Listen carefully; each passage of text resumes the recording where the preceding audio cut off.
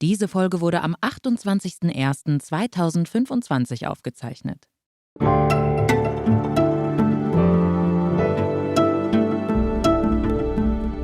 Our guest today is one of the most outstanding US journalists of his generation and a best-selling author. He has served as the editor-in-chief of The New Yorker. In other words, we all have stories that can be true, but they're not the truth. If you're a good editor, you say yes. We refuse decency in so many realms of life. I mean, if they were being literal about it, the fact checker might say, a dog really can't talk. And then we'd have to kill that cartoon. It's a Shakespearean story, I think, the Netanyahu story. Any disappointment with one of your heroes you met? No, I was only disappointed that I did meet Bob Dylan.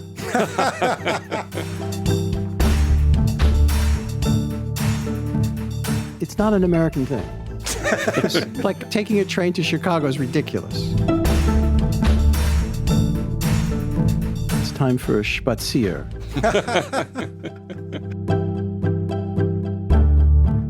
The things you get more credit for, the things you deserve the least credit for.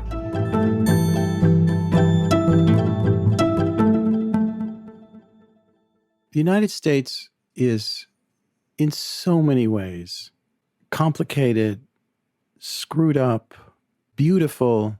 It is unique. And some large part of the uniqueness resides in the fact that everyone is from somewhere else.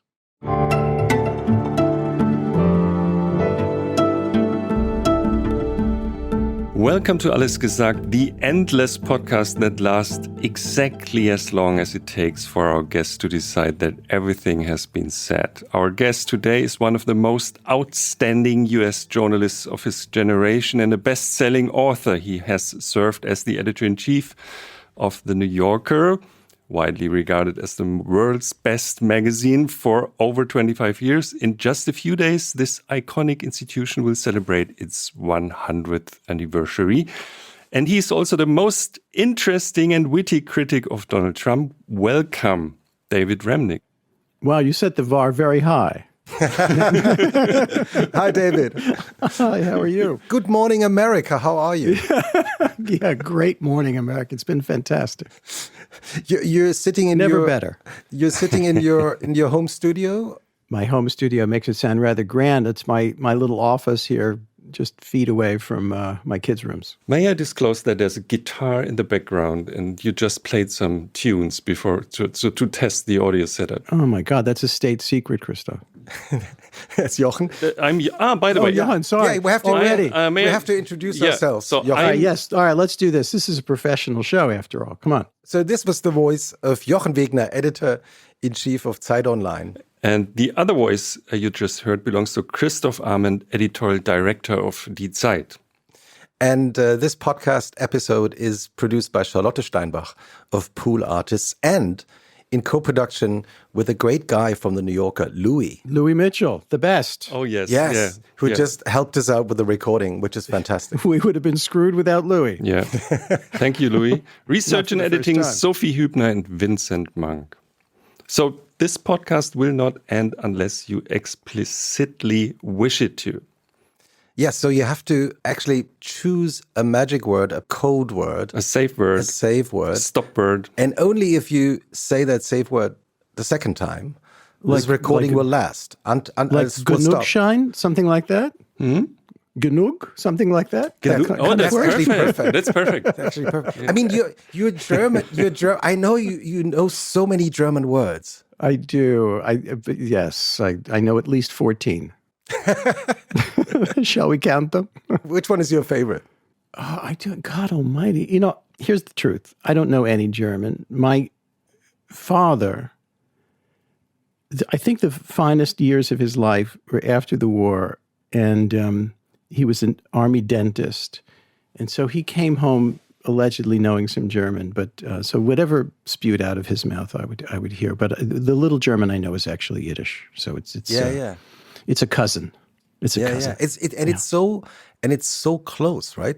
There's so many words in both languages that actually mean the same thing and sound the same. Yeah, after a big dinner, my grandparents would say, "It's time for a spazier." That's perfect. I just love the sound of that. Yeah. So as always, we introduce our guests in 2 or 3 words or 200, 300 sentences. We're German, so it takes a while. It takes a while. So Christoph has the honor this time. Yes. So I'm just going to introduce you to our audience a little bit. And please, if anything is wrong, please fact check right away. I have an entire department of 28 people. That. Get right on it. And how many fact checkers are working at this famous department of the New Yorker at the moment? There are 28 of them, and they're all crowded in this room. So be careful. Taking notes. They are taking notes. They're very protective of my reputation. We're not screwing around. All right. I'm trying not to screw this up too much. All right. The pressure is on. David J. Remnick. That's right. Is 66 years old. Oh, he was born October 29th, 1958 in Hackensack, New Jersey. Very distinguished. Hackensack, New Jersey, yes. Yes, but you didn't grow up there. You grew up in an even smaller place. Right? An even smaller town called Hillsdale, New Jersey. We aspired to Hackensack, New Jersey. And you've already mentioned your father being a dentist. You grew up in a household with your father being a dentist just basically next door, right? You know how they say you grow up over the shop? You know, somebody who grows up over a grocery store or something like that. I grew up over my father's office. And it's a very small office. He had a very modest practice. This was not a big deal. But I could hear in my room the sounds of the spit sink and the drill. Oh, You'd hear... the drill just like starting up. and occasionally you'd hear somebody say, "Ow!" It was a little bit alarming. So did you brush your teeth regularly? You remember the movie Marathon Man? Oh, yeah. Oh, yes, we do. Is it safe? And it was a little bit like that. It was a little bit like that. And what was your father like? He was a very gentle, sweet, unjudgmental guy.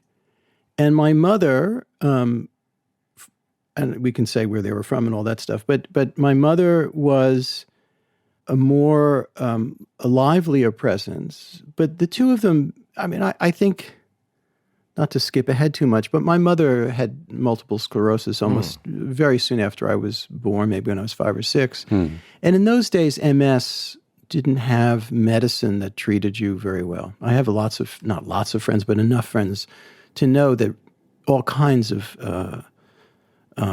medication has helped them enormously. They live fairly normal lives if they're lucky. And my father was a dentist, and by the time he was in his 50s, he had Parkinson's. So it was a disaster.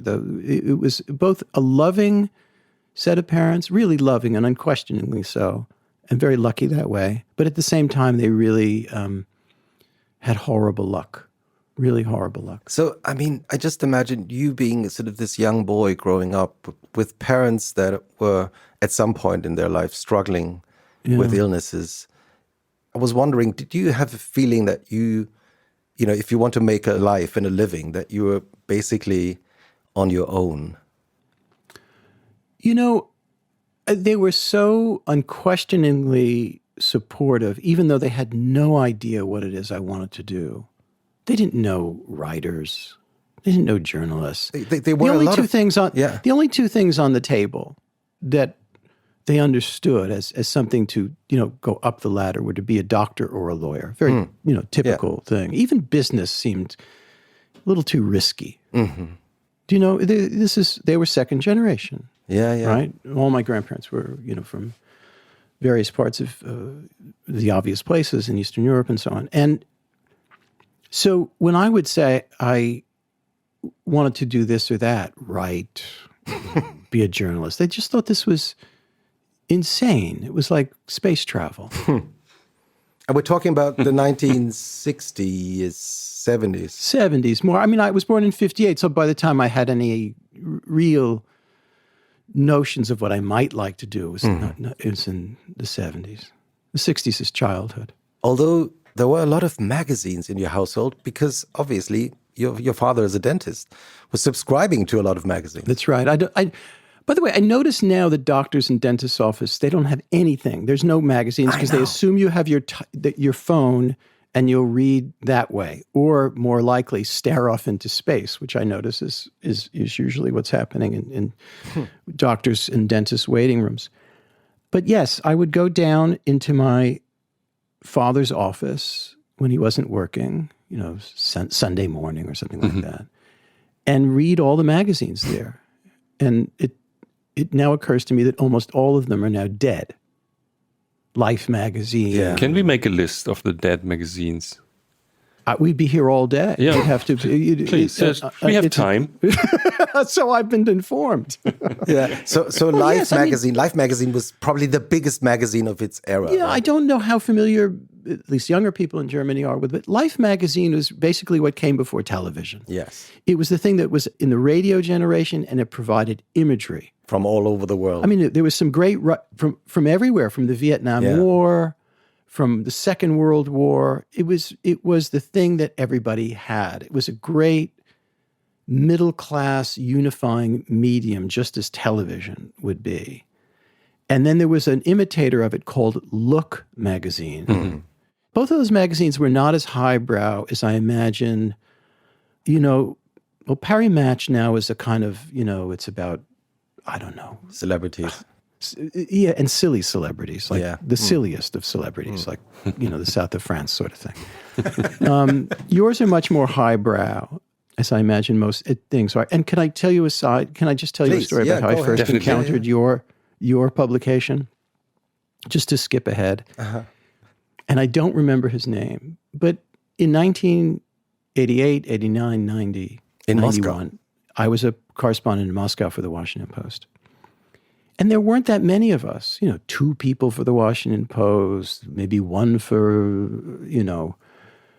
the Frankfurt paper, one, Le Monde had 1 person. It was a very small, merry band of correspondents, all overworked and filled with fascination and happiness. There was so much news, and so much of it was good, to be honest. That's right, yeah. But I first encountered the difference in styles of reporting when I met the correspondent for your esteemed publication, which I didn't know much about. Uh-huh. And there was, at that time, I guess it was 1990, and I was a hustler. I was a very young, hustling newspaper reporter, very much about on the ground. And the guy from ZEIT had a pipe, and he was reading all the time, and he had a kind of Gunter Grass-like mustache. And, you could sweep the floor with it. And he was deeply intelligent, and he spoke 5 languages. And sounds like us. No. He had a much richer German accent when he spoke English. And I think we spoke English when we spoke, not Russian. Right. And I said, so Gunther, or whatever his name was, I said, aren't you going to Vilnius? There's going to be an incredible scene there, and they're going to declare independence. He said, no, I will stay here and do the analysis. And so I realized there were different ways to do journalism. He was a highly cerebral, analytical mind, and I was a young punk who the only thing I could write with confidence is what was in front of my face. Yeah, and it's so great you're telling this story, because it was way before our time, of course. Today, we have many reporters down on the ground. Sure. Of course. But when the wall came down in Berlin at exactly the same time, 1989, there was this rumor that many reporters were heading to Berlin to cover the ground where the wall was coming down. I was there. Yeah. And and some of our colleagues at the time at ZEIT said, well, we let them go and see what they're reporting about, and then we write the analysis. This is, even to this day, at the age of 66, this is so alien to me. Yeah, business changed a little bit in the meantime. Well, it's not just a business. Yeah. It's also temperament and sensibility. I occasionally write polemics, about Trump or whatever, but I'm not very good at it. I'm really not. It's okay. When I'm at my best, which is, kind of high mediocre, I would call it, is when I can see something and talk to people and then read and then think. But I'm not the kind of, highly analytical person that you sometimes see. We have it as well as in Germany. It's not like it's only your province. It's just it's a style. Mm. And going back to the dentist's office of your father. Sorry, we jumped ahead. No, that's what this podcast, by the way, is all about. Okay. So no worries about that. The list of the exactly. magazines. I was going back to the office. So there was Life magazine and Look and the Rolling Stone, of course. Oh. Well, Rolling Stone, see, there's a category of magazines now that sort of exists. In other words, they had their moment, and then they had their kind of after moment, and now they're surviving on fumes. They're still somewhere, but... Yeah. They're... Even Newsweek somehow exists a little bit online, but it is a shadow of itself. I hope nobody will object if I say that. I don't say that with any glee. Although they stole the Bob Dylan cover of you. We'll get to that. That's a very sore point. That's a very, very, very sore point. I'm sorry to say. Yeah, I don't think you're that sorry. So Newsweek, yeah. But there's a lot of publications that half exist or a little bit exist. But the America that I grew up in as a child and then it was a big deal to be on the cover of Time magazine. That was and Donald Trump is old, so he still thinks it's a big deal to be on the cover. To be Man of the Year is an exceptionally important thing to him, for example. And isn't it true that he had so many fake Time magazine covers in his houses? I know, it's like a matador who stuffs his pants with a pair of socks. Nice polemic. Yeah. True. I have my moments. In the waiting room of your father's office, there was also the New Yorker, right? There was. I didn't get it at all. It seemed too. Even though I was sitting in the suburbs, it seemed very suburban. And where I wanted to be was across the river. Right. Where I wanted to be was across the river. Because remember, what was big when I was a child and then an adolescent? The insight of Rolling Stone, the insight of its editor was that the counterculture was the culture. That was the idea behind Rolling Stone. Mm. And you were part of it, right? That was your music. I wanted to be. I'm a kid. I'm listening to all this. I'm listening to the Beatles and the Stones and James Brown and Aretha Franklin and Bob Dylan and all the rest. And I'm hearing, I'm 10 years old when Vietnam is at its zenith, and I'm hearing about all of this and listening to kind of underground FM radio stations like WBAI. And they would have talk shows about the anti-war movement or about drugs or about this thing that I had never encountered, homosexuality, for example. I mean, these were all news. It was news. And I knew it was percolating not where I was, but a half an hour away. If someone would have... I didn't have one of these in my hand. I didn't have a phone, with a constant flow of information and God knows what else that would have, animated one's adolescence. If someone, when you were 10 years old, would have told you, or 12 years old maybe, that one day you would become the editor of this magazine that you didn't want to read at the time. Well, first of all, I think they were insane, but I was 10 years old. I was reading, if I looked at the New Yorker, it was to look at the cartoons. Obviously. One of the secrets of the success of the New Yorker. We'll get to that, and it's absolutely, I mean, so the formula, you want to talk, we can talk about the formula of the New Yorker. Anytime, it's crazy. Yeah. I've been just writing about this because we have this anniversary issue that's coming up in a couple of weeks. And I write comment. Some magazines, I don't know if this is the case in Germany, but in American history, sometimes a magazine will have an idea of itself in the beginning and they get it right immediately. A good example of that is the New York Review of Books. Right. The first issue of the New York Review of Books in the early 60s knew exactly what it wanted to be. And all the New York intellectuals that you can imagine were in the table of contents of the first issue. Norman Mailer, Susan Sontag, all of them. Right. And they were all in conversation with each other, an argument with each other. And it's incredibly thrilling. And it was a thing that didn't exist before. It's like one day there was Elvis Presley, and although there are antecedents to Elvis Presley.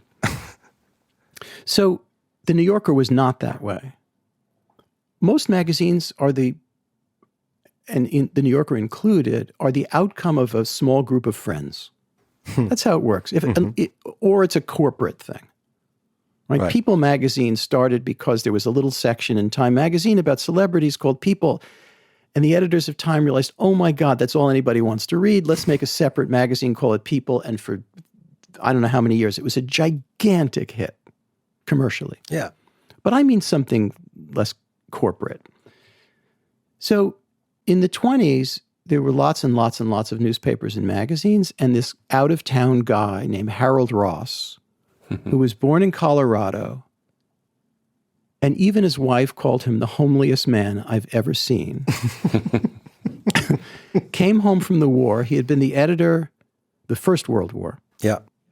He came home from the war. He had been the editor of the army newspaper called Stars and Stripes. Yeah, we had that in Germany. I still grew up with it. It was a big thing. That's it still existed in the 70s and 80s. It was absolutely still around. Yeah, Stars and Stripes. So he was an editor there, and he met some interesting people, and he came to New York, and like so many other people before him and after, he had a sense of ambition. This is what New York's all about.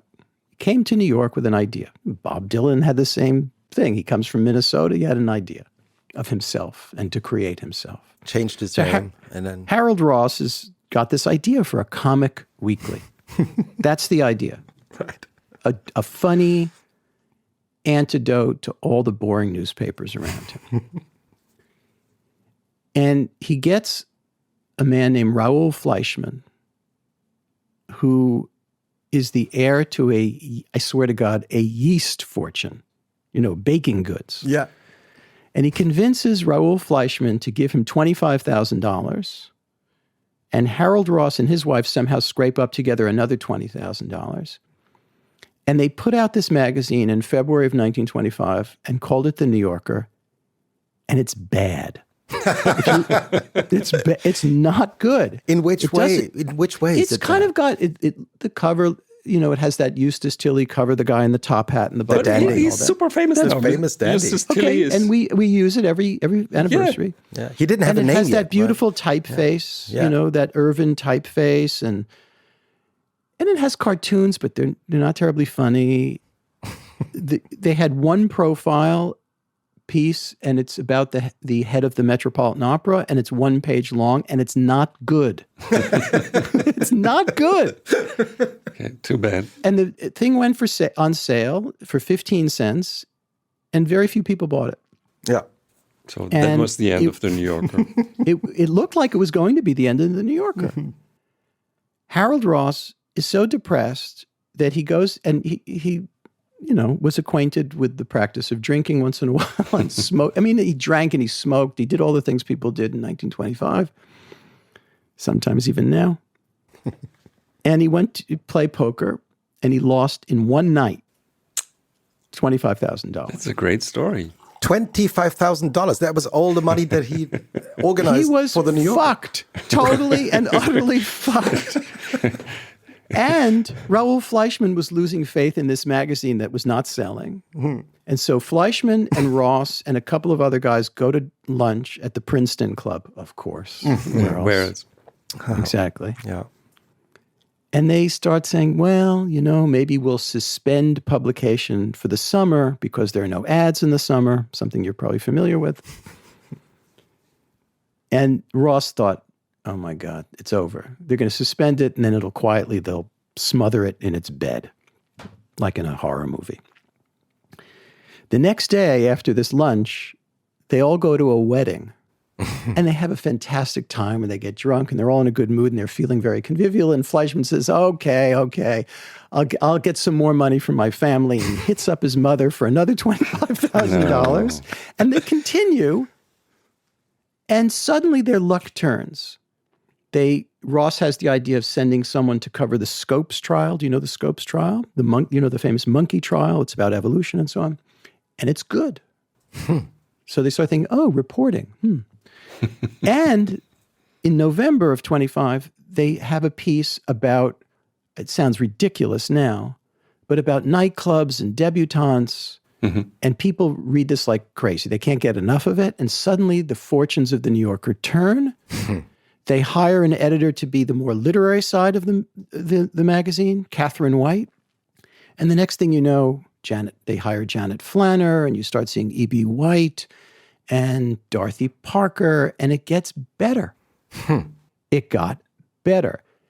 But to me, the real turning point for the New Yorker, where it finally figured itself out in all its dimensions, is the Second World War. Why is that? Because the reporting got deeper. The foreign correspondence in Europe and in Asia was immensely better and innovative. So that you had A.J. Liebling and John Hersey's, of course, his Hiroshima, any number of things. And it's at that point, and it took a while to figure itself out. So it's a very strange formula of 20,000 word pieces on the Middle East with gag cartoons in the middle of it. That's a weird thing. You wouldn't come up with it. No, you'd have to be insane.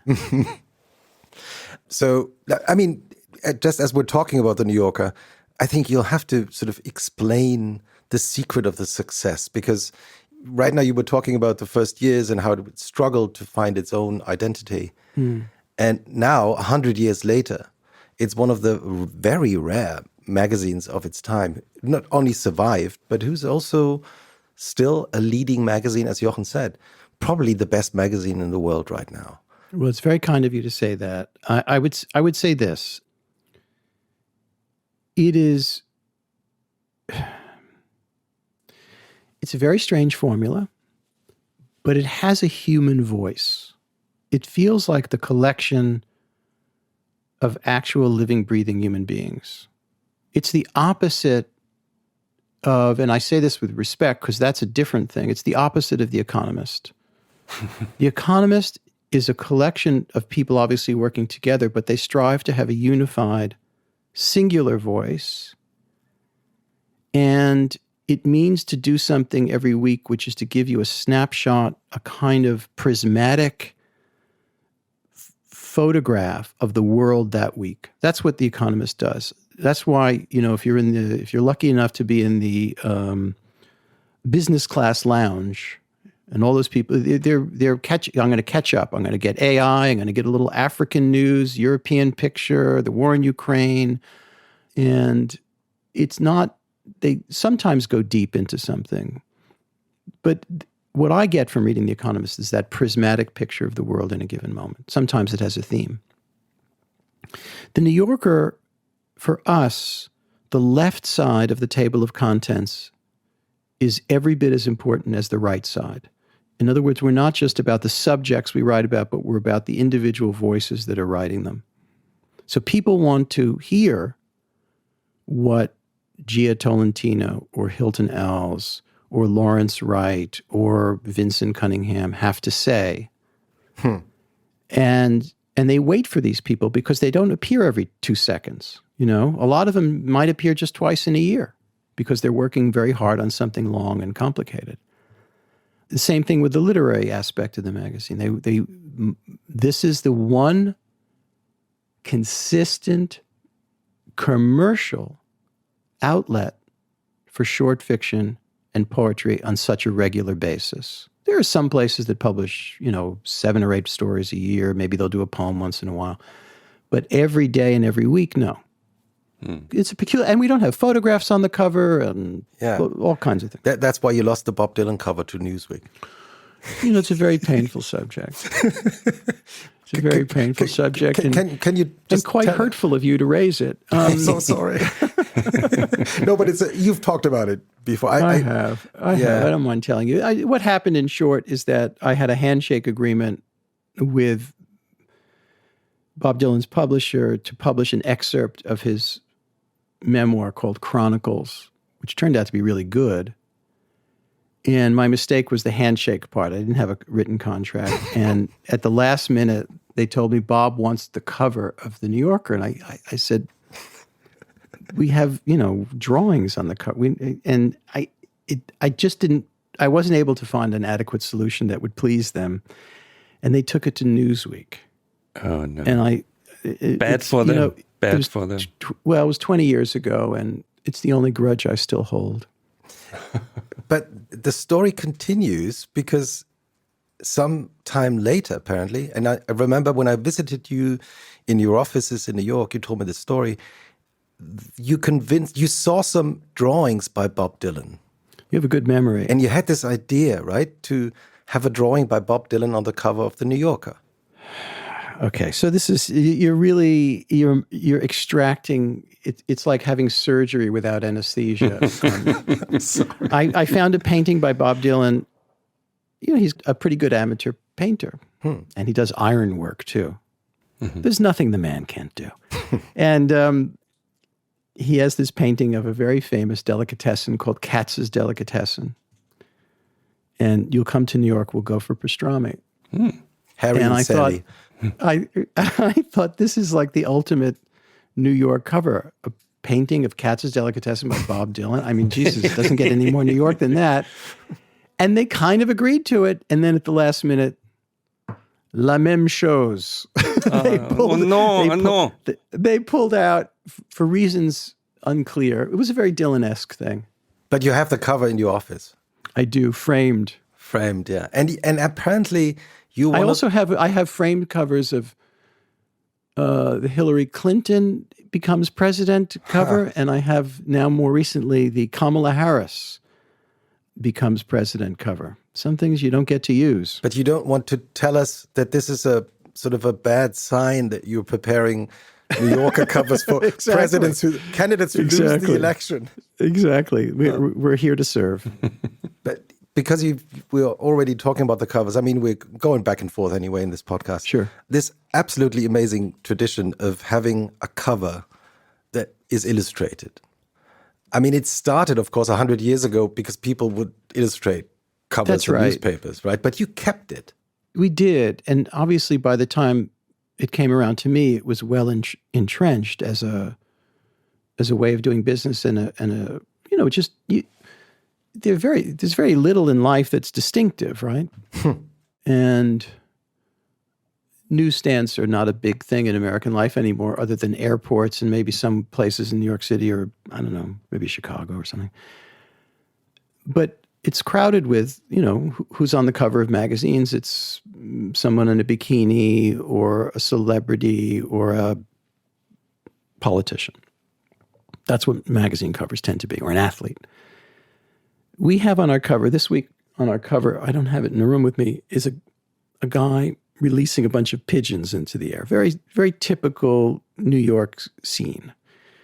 And I believe that if you threw a copy of 10 magazines on the floor, or the digital version of that, Instagram, you'd be able to pick out the New Yorker immediately because of both the illustrations on the cover and the typeface, which is very distinctive, as is the logo type for your esteemed publication as well. And that's important.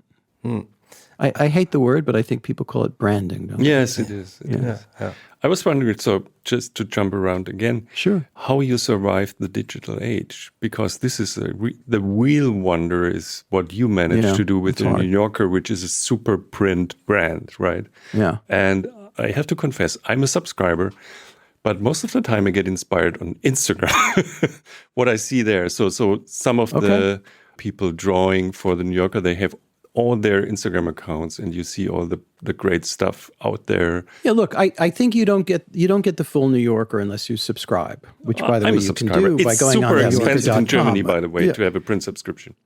Yeah, but it's also slow. You can get now a subscription. One of the great things that digital did for us, and not just us, obviously, is that you guys can now get the New Yorker as fast as I can. Yes. And as complete as I can. Yes. And I am determined, in fact, moving forward, it's my determination to make the New Yorker started out. Let me just start with this. The New Yorker started out as a distinctly metropolitan, local print magazine in 1925, and not even just New York, but like I don't think Harold Ross's imagination or intention extended to the Bronx or Staten Island. It just wasn't his world. His world was, Midtown Manhattan, downtown Manhattan, and I think that's it. That's where his heart was, which was a very typical thing to be for an out-of-towner. And that quickly, we're now a national magazine. We have more readers in California than we do in the state of New York, for example. Maybe because there are more big cities, and there's two or three big cities in California, and there's one in New York. But there's no reason we shouldn't have a much better international presence too.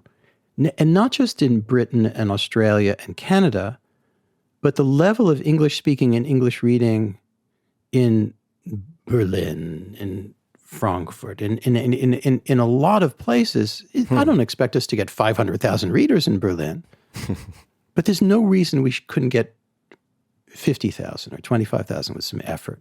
And that makes a difference. It adds up. And it's now easy to do. But Jochen was trying to find out how you, because you've been the editor. You've been the editor since 1989. So the digital age is 1998. 1998. Sorry, it hasn't been half of forever. It's only been a third of forever. Yes, of course. But how did you do that? Bit by bit. In other words, when we speak of the digital revolution, it came in chapters, right? Email preceded the web, right? If you look back at the old web pages, home pages of early websites, they look like something drawn on the cave walls of Lascaux. So it was, what is it that Hemingway says about bankruptcy? It happens bit by bit and then all at once. So, and for us, it was very difficult. You're absolutely right to ask the question. For the New York Times, the digital revolution was difficult enough, right? It caused all kinds of disputes and fighting. People lost their jobs or got their jobs because of these debates. Yeah. There was a real economic turmoil there and big question about who would own it was a big deal at the New York Times. And then I think culturally, compared to what we had to face, even though we're a smaller operation, that was nothing. Because basically what the New York Times was doing as a print newspaper and what they're doing now is more or less the same, with the same metabolism increased by, 25%. They've added cooking, though. Sure, they've added, but they always had a food section, and they always had recipes, but it just made it digital. And puzzles and all the rest, which have been very helpful to them. And to everybody, and to us as well. Wirecutter, and so on. For us, what did the New Yorker do before the digital age? For 80 years, we published a dozen things, a bunch of gag cartoons, and a cover. That was the New Yorker. And that was hard enough with its depth and its fineness of editing. And it was a smaller operation, but that's what we did. Our metabolism was geared toward that. Weekly publication, people working for long periods of time on an individual piece. Suddenly you had this metabolic monster available to you called the internet, where the temptation to respond to the events of the world was there. How would we deal with that? Would we ignore it? Well, my thinking was if we ignore it is a recipe for death. Hemingway. Yeah. Step by think step. Look at Harper's magazine. Harper's basically said to the internet, no, thank you. Now you can get its issue online. It's fine, but there's not that much more to it than that. It's basically a transfer, what we used to call a companion site, right? So you had the monthly print thing and you put it online, and there was some bells and whistles, but not much else. We didn't take that. So we added to the old thing is there, the central thing is there.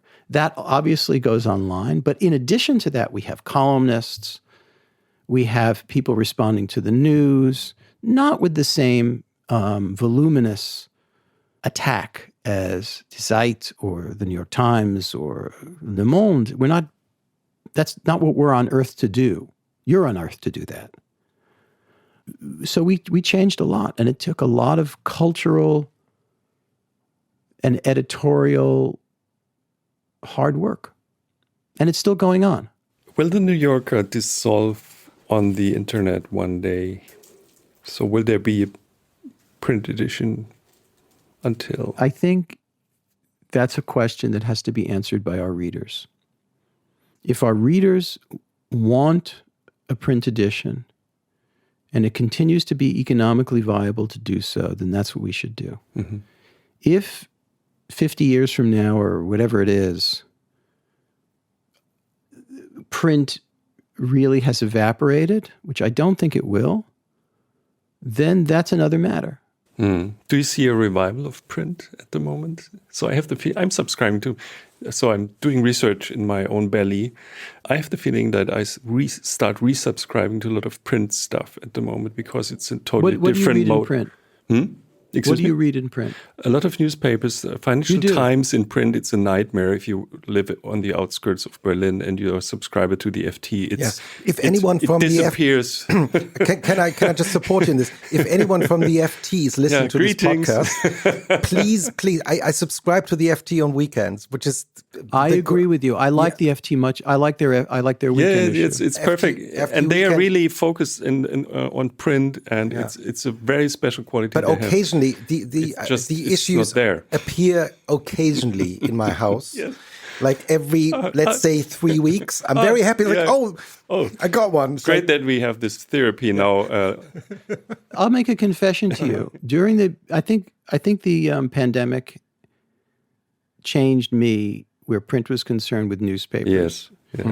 Because of the pandemic, the delivery was even more erratic to my apartment than it was before, and it shouldn't be. I mean, I live 40 blocks from the New York Times, for God's sake. And after a while, I said, screw it. And now I only read it on digital. Yeah.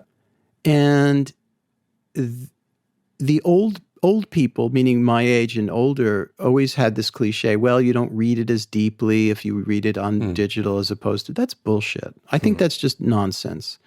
You just get used to clicking on this, that, or the other thing. It's like anything else. You get used to it. I think the New York Times, as much as, I feel competitive with it in many ways, I think is an extraordinary American institution. And so therefore we beat the hell out of it. Everybody does. But it is the best newspaper in this country by a much larger margin than it was before. And a lot of that has to do with the diminution, I'm afraid, of my alma mater, the Washington Post, which is a very painful subject. I think the Wall Street Journal is doing a good job. Yes. And I read the Wall Street Journal for two reasons. One, because I want to read intelligent conservative commentary, even though I generally don't agree with it, but that's a healthy thing to do. And I think its news coverage is very good and very different from the Times. Now, talking about the Washington Post, I mean, the Washington Post is sort of deeply a very important part of your story and your life as a journalist. You became hired as a reporter by the Washington Post, first as a sports reporter. I think that's when you learned how to write very quickly, right? I did. So what happened was this. It's amazing to think I got a job at the Washington Post out of school. It's just freakish. And this never happens. Well, what happened was, if you care to know, we do. Even my mother didn't care. we do care. I care. Well, because you have all those croissants in front of you. You're all set to go. So we wanted to send you catering to New York. Yeah. Someone said, and someone at the New Yorker said, well, David doesn't want any catering. He's fine. So but he's trying to watch his weight. So, he doesn't, I don't balloon up. It's the rock and roll life, Christoph. I have. You look very fit. You look very fit. Yeah. I'm talking to you instead of running around at the Hudson River this morning. So, you wear this Nike shirt. Now I see it. It's a Nike running shirt? It is so old, you cannot believe how old this sweatshirt is. How old is the sweatshirt? How old are you? Do you have kids? They're older than them. They're older than, I think the sweatshirt is older than my youngest child, who's 25. It just barely hanging together. The sweatshirt, not my child. Yeah. So I graduated from school and I got this internship at the Washington Post, and they kept telling me, you're doing great, just keep your head down, you'll get a job. And at the end of the summer, the other big newspaper in town went out of business, called the Washington Star, a very good newspaper, by the way. And so the editor said, look, we're going to go hire all their best people. So you go away for a year and come back and do another internship, and we'll see how it goes. Is that when you went to Paris? No, that's much earlier. I was a guitar player in the subways of Paris when I was 19. And as you can see, I made a huge life as a rock and roll star. You still have the guitar. But there's a rumor that you performed with Patti Smith at some point in your... all in good time, my friend. So I got this ridiculous job teaching English in Tokyo. Oh, yeah. You heard about that? And I knew nothing about Japan. I didn't speak 3 words of Japanese. Have you ever seen the Bill Murray movie Stripes? No, Stripes I haven't seen. I was like Bill Murray, trying to teach these Japanese kids how to speak English. And you have to understand, as I learned, Japanese kids, at least of that generation, work so hard in high school that when they get to university, they kind of take it easy. And these kids would come up to me at the end of the semester and say, you gave me an F.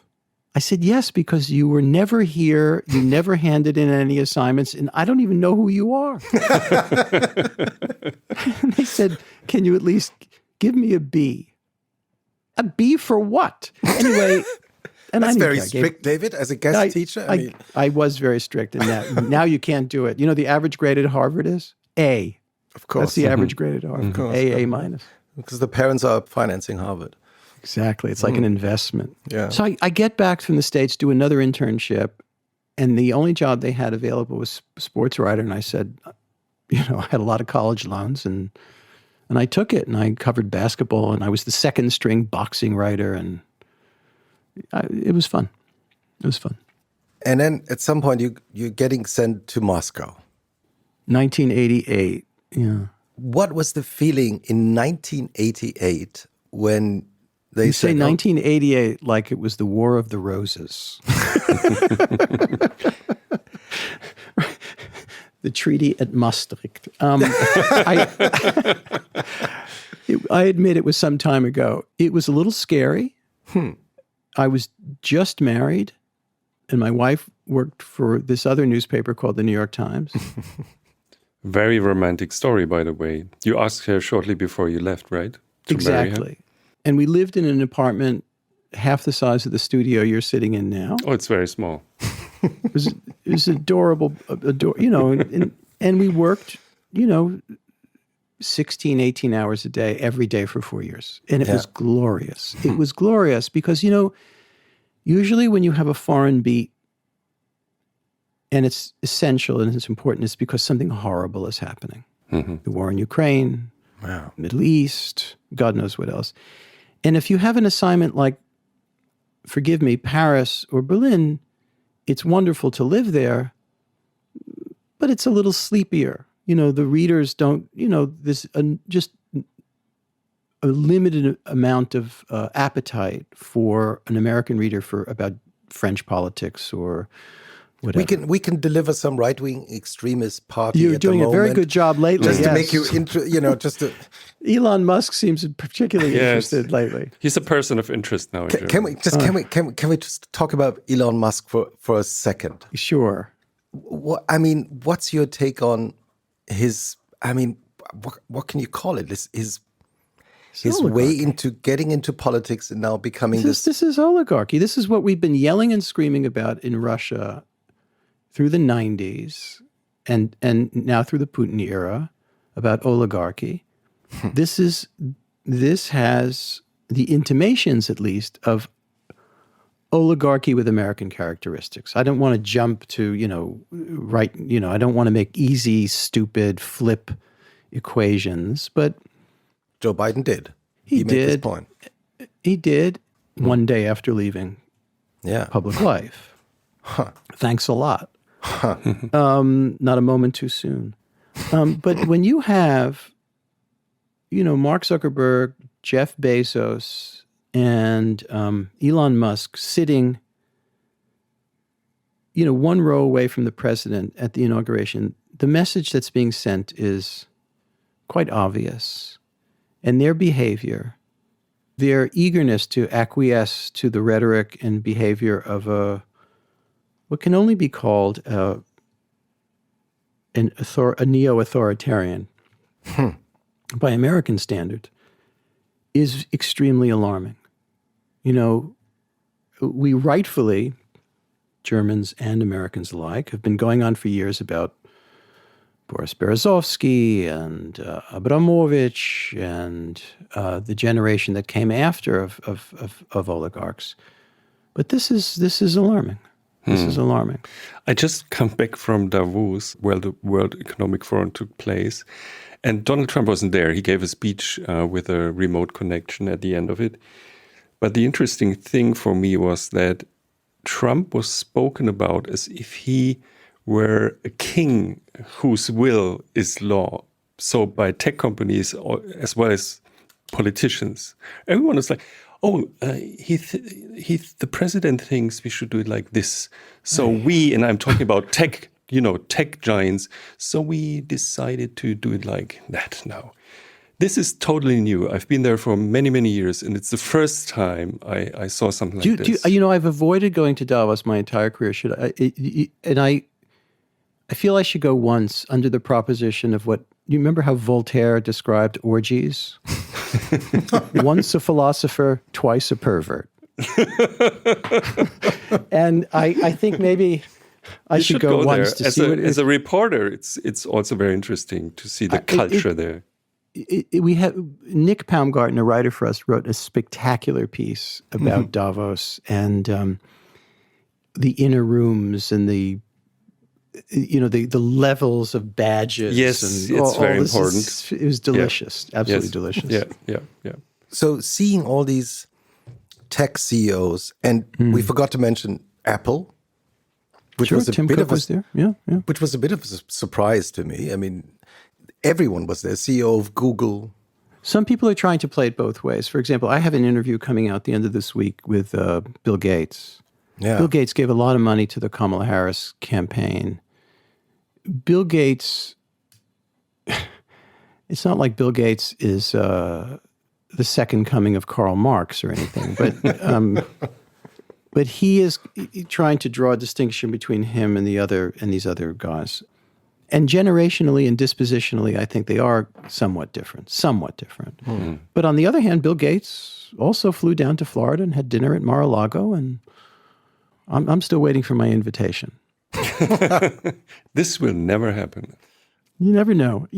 I think that Trump, not with me, but I think Trump is titillated by the people who cover him. Now, I'm not in Washington. I'm not, in the White House press office. But look at somebody like Maggie Haberman, who's one of the White House correspondents for the New York Times. She has been covering him since she had a job at I believe it was the New York Post or the Daily News. I can't remember which. But she was a tabloid reporter before she was and she knew Trump when Trump was this kind of, I can't overestimate it, and I think you know this, how much he was a kind of figure on the jokescape of New York life in the 80s and 90s. He was a comic, buffoonish figure who no one took very seriously because he didn't do that much harm unless you happened to be one of his real estate creditors. Yeah. So he's fascinated by the media as much as he loathes it. There's no question. Most politicians hate the media. I would hate the media if I was a politician. And they have much thicker skins than we do. Let me quote something. Quote, The election of Donald Trump to the presidency is nothing less than a tragedy for the American Republic, a tragedy for the Constitution, a triumph of the forces at home and abroad of nativism, authoritarianism, misogyny, and racism, and so on and so on. You wrote that. What a wise piece of predictive writing. You wrote it on November 9, 2016, right? That's right. In a state of shock. 2 p.m. At night. 2 a.m. Yeah. 2 a.m. at night at a party. What happened is because I'm such a brilliant editor, we had made no preparations. You just had the other cover.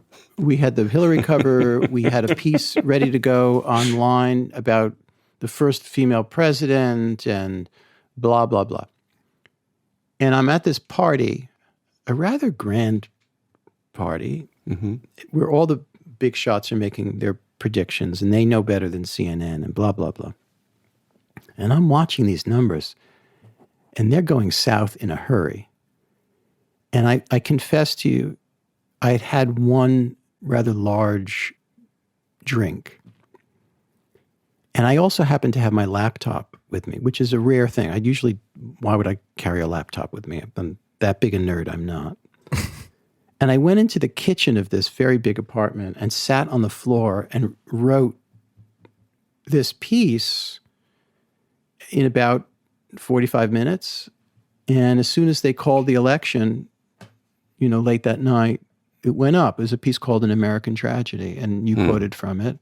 And it was read many millions of times. I mean, it was one of the most successful pieces ever published. 6.5 million. Ever published by The New Yorker, right? I guess. Look, timing is everything, like in comedy. And and it was very direct. I mean, I mentioned in the beginning of our conversation, I'm not a very good polemicist, but I did write that in a very direct way. And, I've been wrong about things in life. We all have. I think I'm right about him. I don't think I overstated this peril. And I think it's worse this time because he's more experienced. More prepared. He understands Washington. He won the popular vote, which gives him an extra impetus. And he and his people have been spending a lot of time for years mapping out what they would do. And he pretends not to know what Project 2025 is. But of course, that's nonsense. And he's been enacting it since the first hour in office. Can you still give us some hope? Or is it going to be a disaster for the next 4 years? Oh, within the 4 years? Well, it depends on the degree to which he burns himself out, which is always a possibility. He's not always the most disciplined character in the world, but you should not underestimate him. It is a fool's errand to think of him as, a fool or merely a buffoon. He can be all those things, but he's very shrewd and he has a certain talent. And he understands the resentments of certain parts of the American people. And he also understands that he's been able to get away with unbelievable hypocrisy. Like the notion that he is a populist is one of the many absurdities in the conversation about Donald Trump. He's a billionaire and he acts in the interests ultimately of billionaires. Middle-class people didn't make out so well during the first Trump administration. But they still voted for him. Yeah, I think part of it is the cultural politics. And part of it, let's remember something. Global inflation was the enemy of every incumbent everywhere. That's one thing. And Joe Biden did not exactly present a picture of vigor. He was an old man, and that freaked people out. The idea, the idea that he would continue to be president until he was 86 was increasingly preposterous on the face. Preposterous. And I know plenty of people, we all know plenty of people who are 86 and for 86 they're doing well. And you say, oh, he's 86 and he's still playing tennis. Well, okay, but he ain't winning the U.S. Open. And it's not going to get better the next day. It's just, that's life. So those two big factors were hard to get around. And then the fact that he dropped out of the race in July, and Kamala Harris, who was not the worst candidate, but certainly not the ideal in some ways, and also tied completely to Biden himself. So that was a recipe for disaster. Distance herself from him. Not completely, no. Yeah. How could she? Yeah. And she didn't have the inclination to separate herself from Biden sufficiently. I think it was an uphill battle all the way. One of your approaches to understand Trump, as far as I get it, is to take him literally, right? So what you're telling us is just hear what he says and he will do it. Yeah, there's the very correct notion that governments keep secrets and governments lie.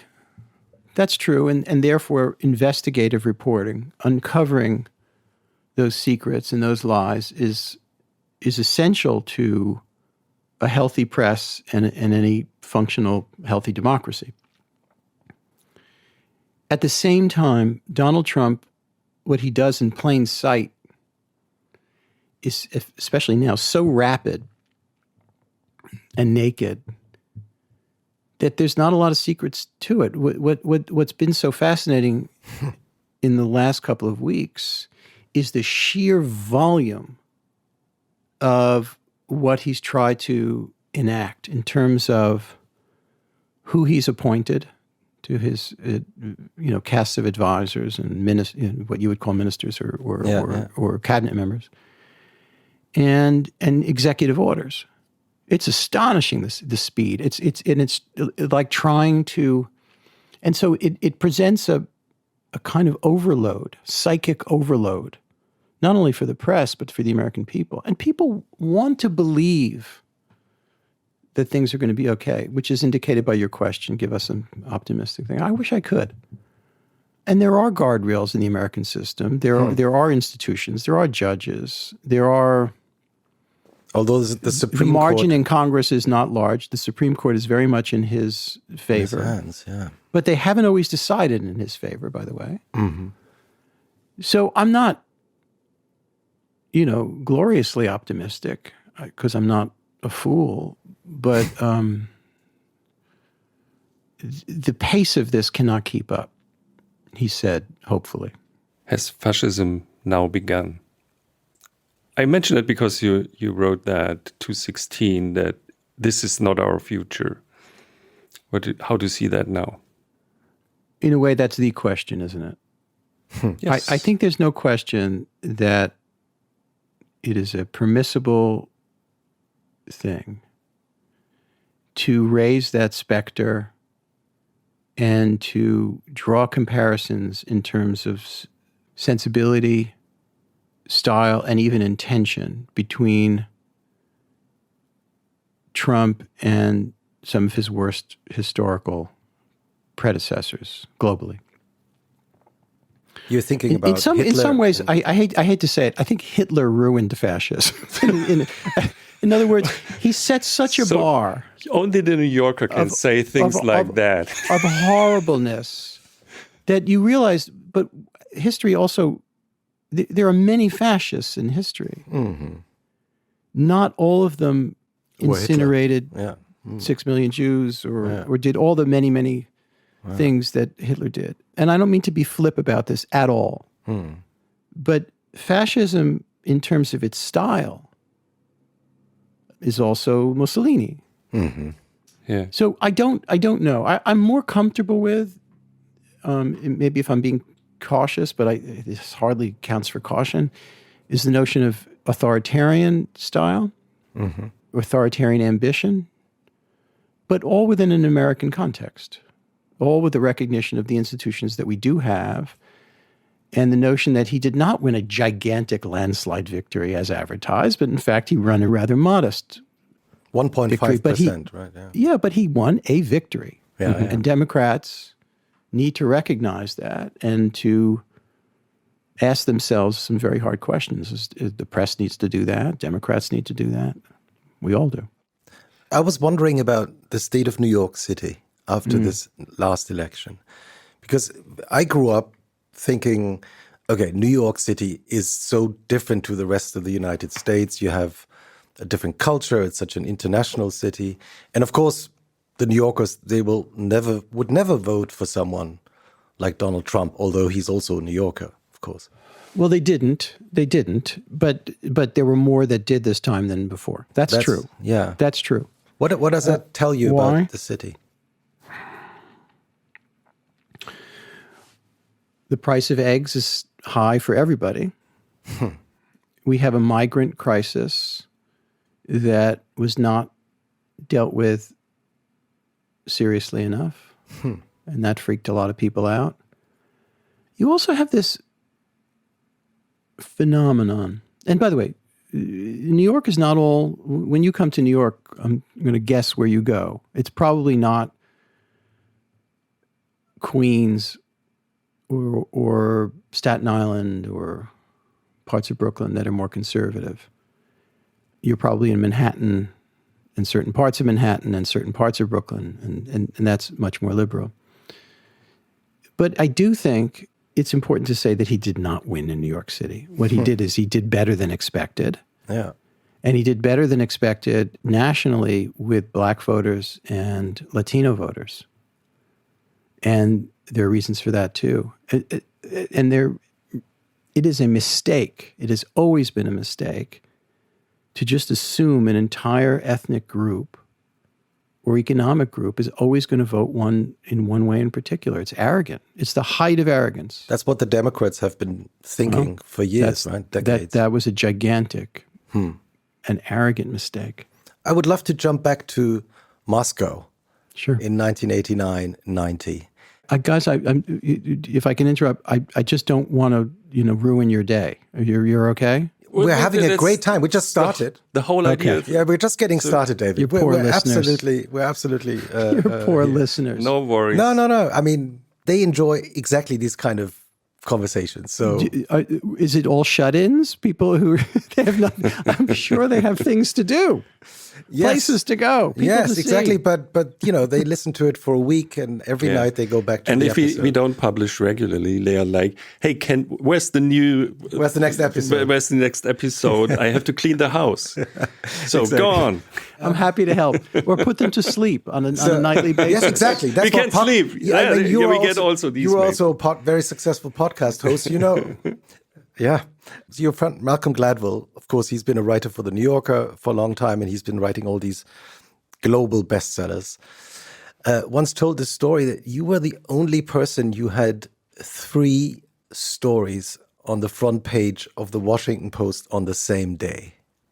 I doubt I was the only person ever to do that, but we did it regularly from Moscow. It wasn't because I was such a genius or that Michael Dobbs, who was the bureau chief, was such a genius. There was so much news. And Michael and I were so hungry to get that news across that yes, that happened that happened. We have a very young audience. I have to mention it. So can you tell what the front page happened? is? No. What? Oh, so what happened? Sure. What happened? So there was this thing called communism, and it went for 70 years. And it seemed to be a permanent state of affairs. And Mikhail Gorbachev came to power in 1985. And he suddenly became something more than just a reformer.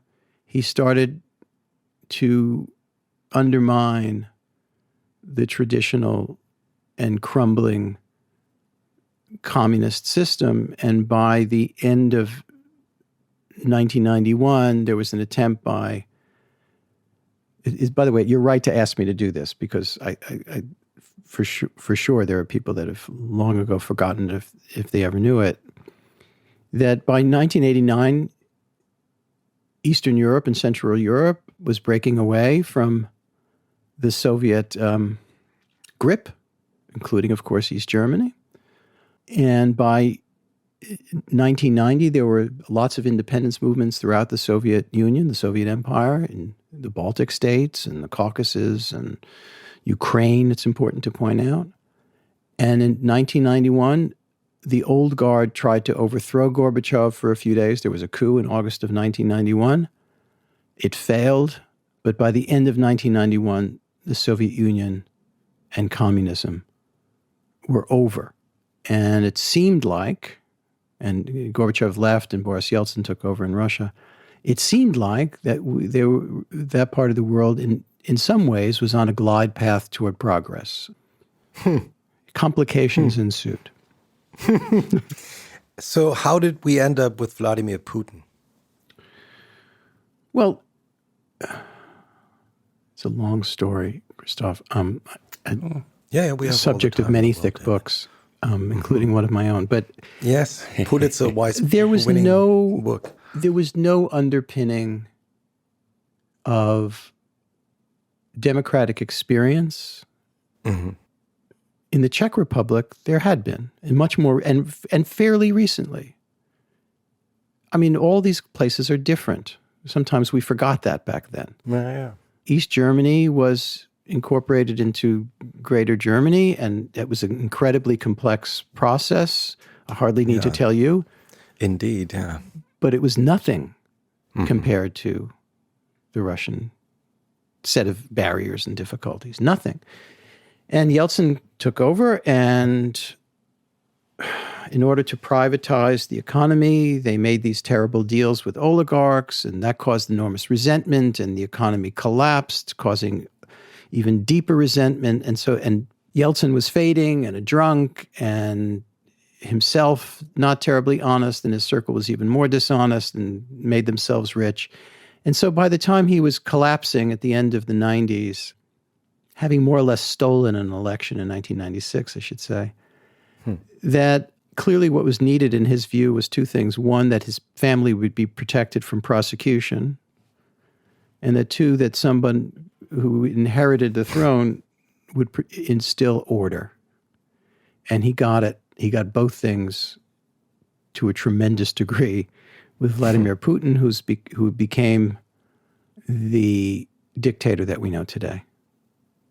And it got worse and worse and worse. I think one of the most consequential events of our semi-recent times was Putin's speech in Munich at a security conference, where he basically said, I'm sick of trying to make my peace with the West. The West has done nothing but screw us. I am now going to make Russia great again. Russia first. And he became the autocrat more nakedly than he had been. And I think a lot of the roots of our present time can be pointed back to that coming out in Munich. Yeah. I mean, ever since you lived in Moscow, you'd been traveling back to Russia again and again. Can't anymore. Writing. I know, now you can't anymore. But again, the question, is there any hope for sort of a better or maybe even more democratic future in Russia? Yeah. Or do you think it will be stuck in there forever? You know, the most important moral teachers in my life have been the kind of human rights figures like Havel and Sakharov, more recently Navalny. And if you read Navalny's prison diaries, the message throughout is that this will end. That this will end. That decency, not perfection, but decency, some form of democratic rule, will eventually prevail. I just read a Pulitzer Prize winning book about Russia, and it's mentioned there that people stood up despite the fact they never had a proper democracy. I think you wrote this. And will that happen again? You know, I'll be very honest with you. I think that, and this is why I'm not comfortable with a question here or there, it's because I think the lowest form of journalism is prediction. I'm not a... You know, if you walk around Greenwich Village, you can go into these little places where women have a turban and a crystal ball, and they charge you $20 to find out if you'll ever get married or something like $20. That. This is a tough town, my friend. Baby. It's $5 for a slice of bad pizza. And So, and journalists love to do that, and they go on TV and they say what this guy's going to do and what that guy's going to do, and I know it's unsatisfying to say sometimes I don't know. No, it's fine. But I hope very so. honest. I hope okay. so. I hope that's you the hope case. so. Now, I'm sort of so happy we can talk to you today because you're an expert not only when it comes to the current state of America, the United States especially, and Russia and Eastern Europe, but also you've been covering Israel and the conflict in Gaza and the history of Israel for many, many years. And in preparing for today, I reread your profile on Benjamin Netanyahu, which is absolutely fantastic and can still recommend to read it. This is from the late 90s. The late 90s. Yeah, he his was a first term young in guy office, yeah. in his 40s. And you're describing the scene where you walk into his office. And what did he actually do when you sat down with him first? You remember that? I do. So just to set the scene, Netanyahu became prime minister after the assassination of Yitzhak Rabin, and then he beat Shimon Peres in the election. And, you know, he came from a family that was what's called revisionist Zionists, very much in the Menachem Begin, Vladimir Jabotinsky mold. Bolsheviks, they call themselves. Well, in a way, no? They were hardly communists, but yes. That was the other stream of Zionism as opposed to labor Zionism and David Ben-Gurion. It's, as they say, a long story. And I walked into the office and it was a hot summer day and he lit up a cigar, big Cuban cigar. It was not lost on me that he offered no one else a cigar. And it was an original Havana, right? Because he had still the sign, right? You could figure out. Yeah, this was the good stuff. And it's very striking how small the prime minister's office is. It's really modest. And he had this terrible air conditioner that he didn't quite know how to operate with one of those little remote controls, and it was going on and off. It wasn't really working. And the room was filling with this very thick smoke. And I can stand this. My father used to smoke cigars in the car when we would drive with the windows up. But his press aide, is this Australian guy, was clearly dying of the smoke. And Netanyahu just did not care. He just did not care. But what was interesting about the profile is I'd had access to him and his father, who was a historian of the Jewish experience, if you want to call it that, during the Spanish Inquisition, and filled with resentment. He felt because of his politics, his right-wing politics, he was not able to get tenure at the Hebrew University, and they spent a lot of time in the United States. There's a very funny novel about the Netanyahu family by Joshua Cohen, which won a Pulitzer Prize a couple of years ago. Very funny book. And Netanyahu has been a presence now in power on and off longer than Ben-Gurion, longer than anyone. And he's gotten more and more right-wing himself, more autocratic, more arrogant, more corrupt. And it's a Shakespearean story, I think, the Netanyahu story. And you've been covering the conflict in Gaza, and you've been traveling there, traveling to Israel. In fairness, I was not able to go to Gaza because that was shut off for foreign reporters, except for these little tiny embeds for half an hour and a few hours or whatever. What's your impression of the conflict as we speak today? And we're recording this end of January. Well, there's so much to say about it. It is just a colossal tragedy. And, we were talking before about the Soviet Union. It is not, none of these stories are about me, but just as a human being on this earth of this age. When I was in Moscow and for some years thereafter, there was a sense of generalized, if you squinted, optimism, right? So things were going to get better in Russia, in Eastern Europe, in Central Europe, Germany, and that had repercussions elsewhere in Europe. There were democratic movements breaking out and succeeding in South America. There was a peace process eventually between Israel and the Palestinians, however flawed. Camp David, yeah. All of it. Yeah. Now, I don't want to be a fool about this. The world is often a constancy of tragedy, but to be alive and aware at that time and to be alive and aware now, that regression gives me enormous grief. And when it comes to the need for Israel to lead a democratic and secure future, and the need for the Palestinian people to themselves have a secure future and live decently and with respect as a people, as they seek, is now a goal that's receded so far from where it had been, however flawed that process was. And when I hear my own president now speak about, well, maybe we should, I think the word was, and you'll have to check me on this, clean out some of Gaza. Yes, to Palestinian ears. Yes.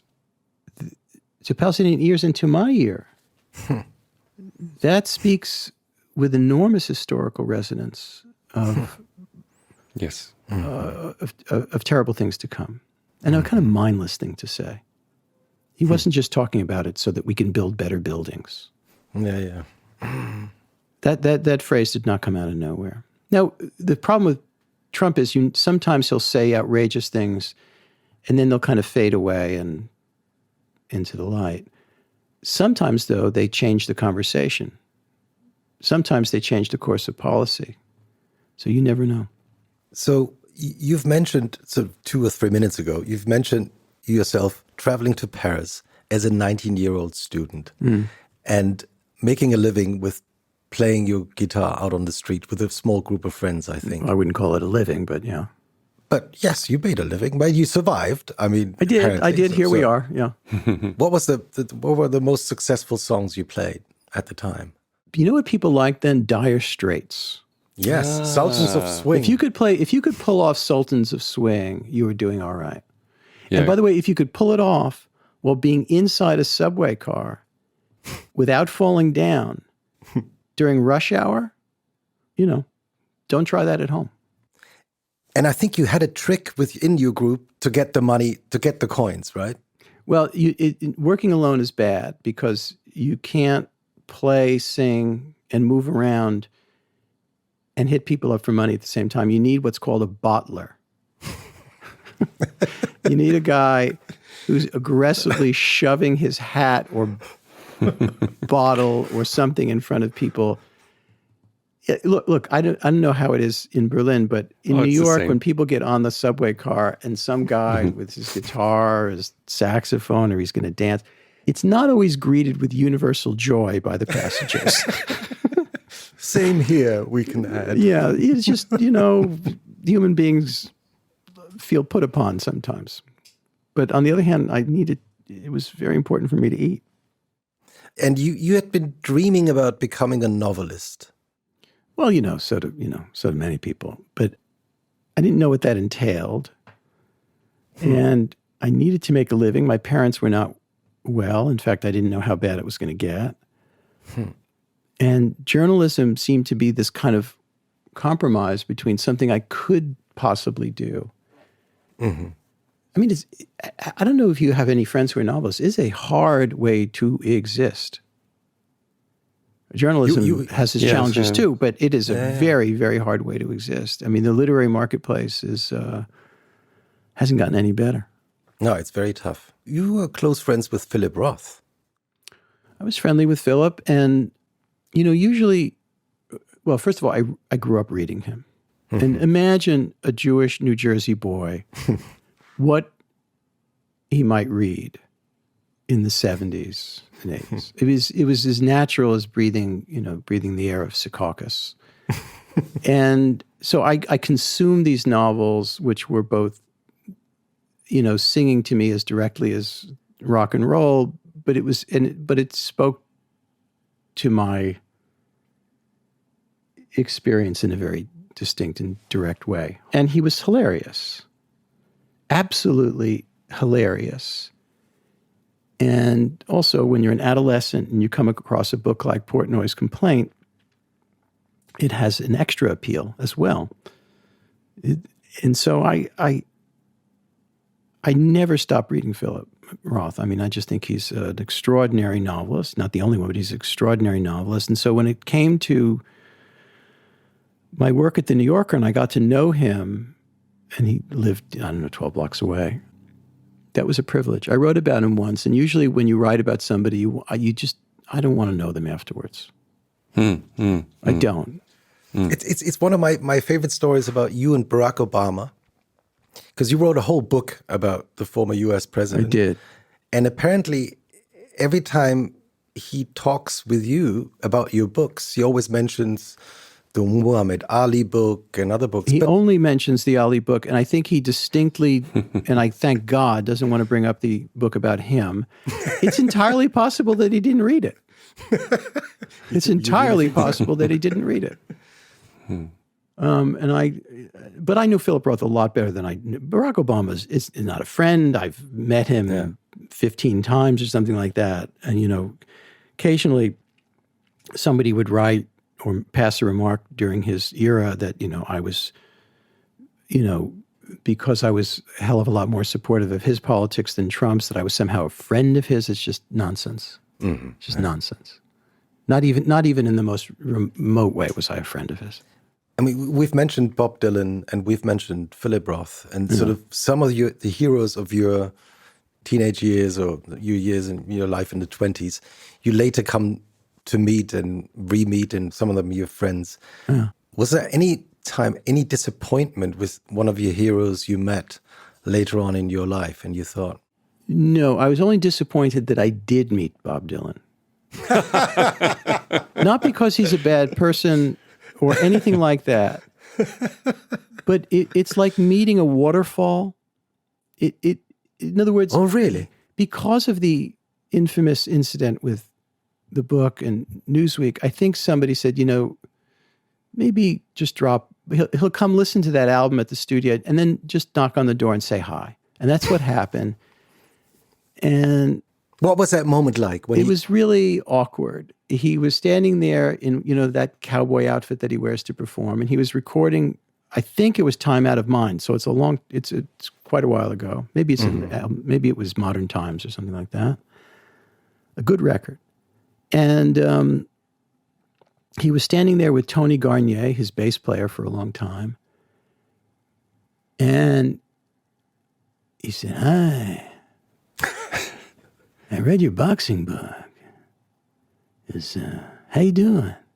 And I said, "I'm doing fine." And it's something else awkward. The whole encounter lasted 35 seconds, which was about 15 seconds longer than I think I was going to be able to bear.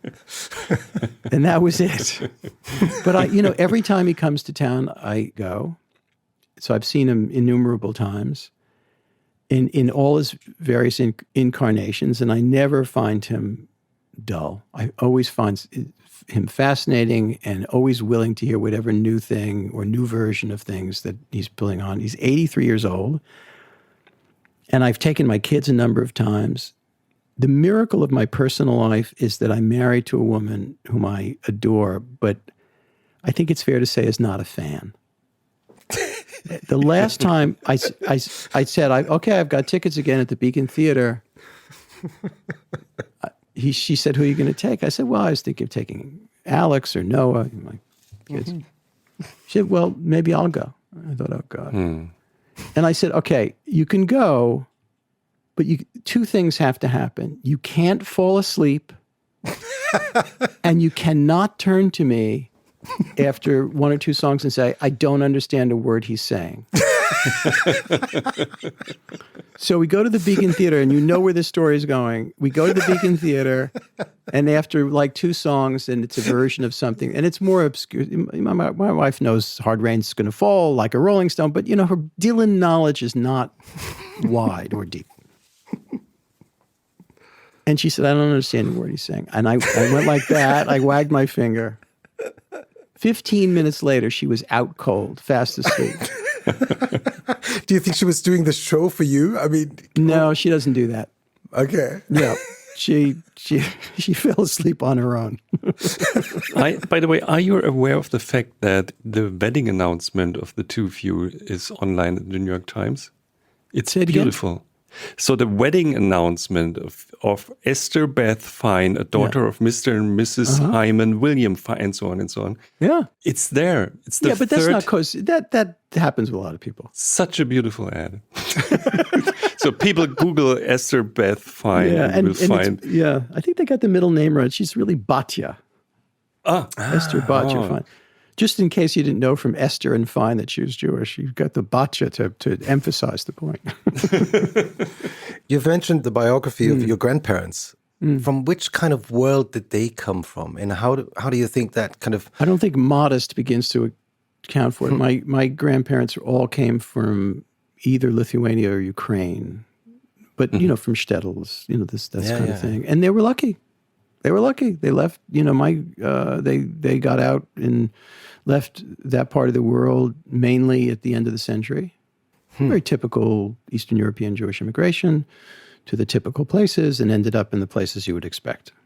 Brooklyn and eventually Jersey. I was thinking about your family again this morning because I saw this Instagram post by Selena Gomez, who's crying on Instagram. And she was denounced for it. It was horrible. It was horrible. So she took it down again. She took some of the criticism down again. And she was talking about how hard it hits her that the US government is sort of deporting, arresting migrants who are in the US today, because her family obviously came from Mexico and they were illegal migrants in the first place 2 generations ago. Can you relate to that, what she was doing? Yeah. Look, the United States is in so many ways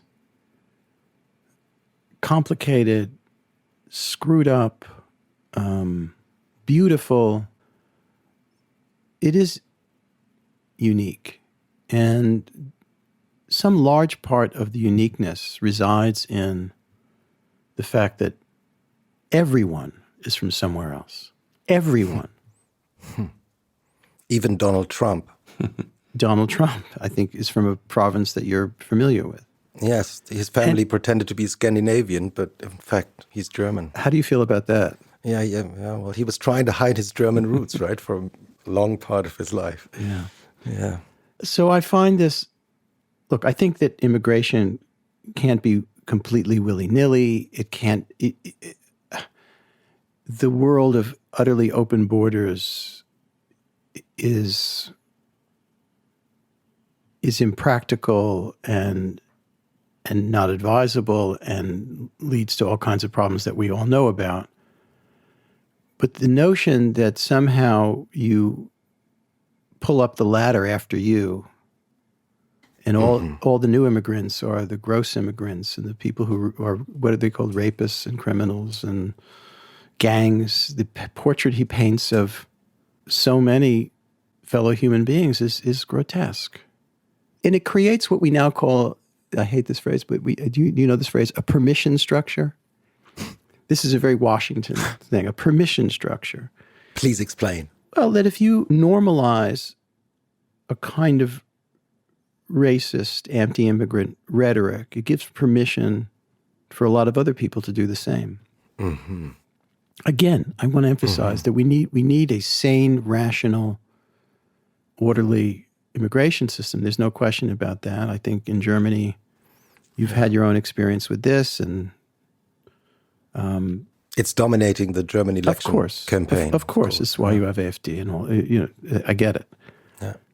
France, you know, just the consequences of the Syrian experience alone and its impact on Europe is beyond the imagination of a lot of other people. So, but I just find the cruelty of the rhetoric, the cruelty of the prospect of these policies, immeasurable. Immeasurable. And that's what's coming around the corner. Jochen. Christoph. I think we should play a little game now. Okay. You have to explain while I'm looking for my... It's just a little... Fair enough. Just a little thing. We call it A or B or go ahead. So Jochen is going to ask you a small number of questions. And the questions are always like, for example, dog or cat? Dog. Perfect, you got the game. That's the game. Okay, all right. And please answer fast because it's the Danny Kahneman fast system A. You know Danny what I mean? Kahneman is the father-in-law of our fiction editor. Really? Really? Yeah. Oh, we didn't know that. Yeah. Oh, we are not prepared. Yeah, we're big fans of his. I mean, we've been talking about his work and in his most famous book all the time on the podcast. Is he a kind person?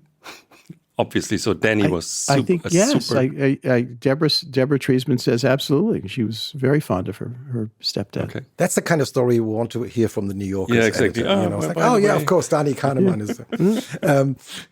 So anytime you don't want to answer the question, you can say, go ahead. Sure. And you have as many go-aheads as...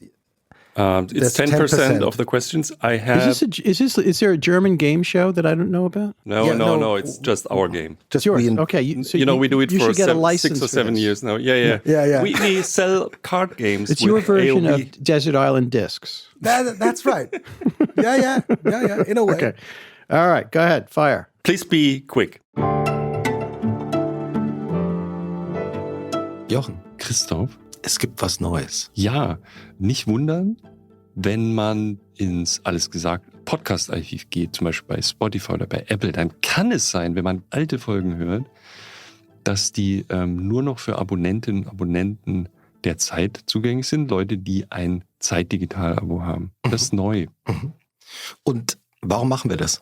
Wir machen das bei ganz vielen Podcasts. Wir fangen jetzt an, zusätzliche Inhalte zu produzieren, noch mehr als bisher. Wir haben ja 25, 26, 27 Podcasts und wollen noch viel mehr Sonderfolgen machen, so abgeschlossene Erzählungen wie ZEIT oder Deutsche Geister. Und um das finanzieren zu können, machen wir das jetzt. Und es gibt, glaube ich, auch zukünftig Sonderfolgen von Zeitverbrechen und auch von Alles gesagt. Wenn man mal rübergeht zu Zeitverbrechen, die werden, glaube ich, demnächst anfangen, viel mehr zu machen. Zum Teil nur für Abonnenten. Sonderfolgen, auch bei Alles gesagt, kann das durchaus mal vorkommen. Könnte sein, dass wir mal eine nur für Abonnenten zugänglich machen. Und wenn ich jetzt noch kein digitaler Zeitabonnent bin, dann gehe ich am besten auf www.zeit.de/mehrhören. Mehr-hören mit Perfekt. OE. Ja, das ist ja ganz einfach. Damit kann man übrigens auch alles lesen, was die Zeit macht im Internet. Das ist ja toll. Ja, ne?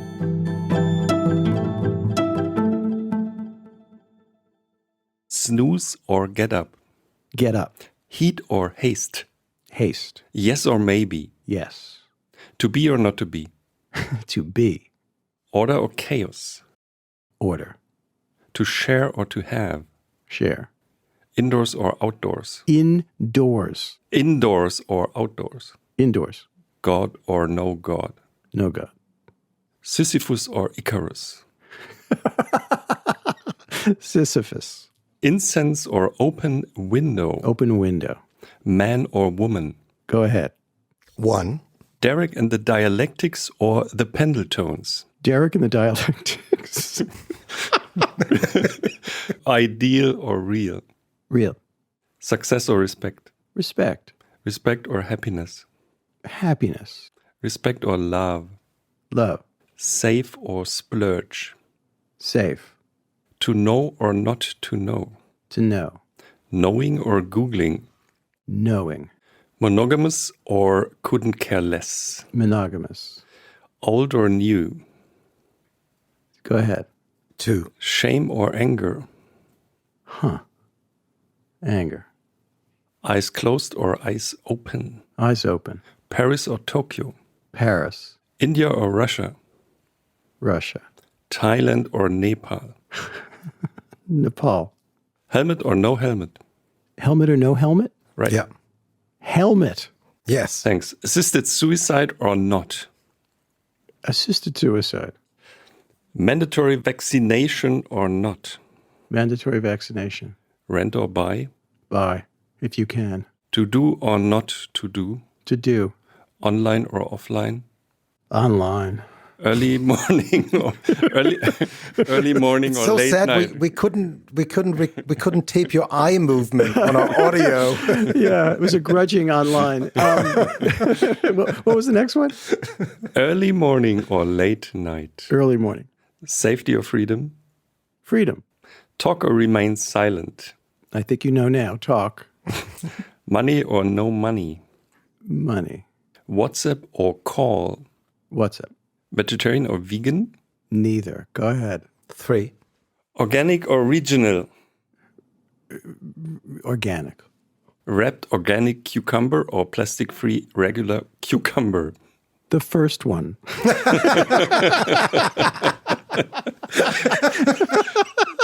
It's a very German quiz. Vegan sausage or no sausage? Vegan sausage or no sausage? Mm-hmm. That's a terrible choice. Yeah, I know. Go ahead. 4. Soy or oat? Oh, God, what are these choices? Is horrible. Oat. Sugar or fat? Fat. Springsteenville or Soprano Town? What's the difference? Springsteenville or Soprano Town? Soprano Town. Martini or Manhattan? Manhattan. Bleaks or Costellos? Costellos. Michael Jordan or Muhammad Ali? Ali. Walt Whitman or the New York Knicks? Whitman. Bob Dylan or Abraham Lincoln? Oh, that's really low of you.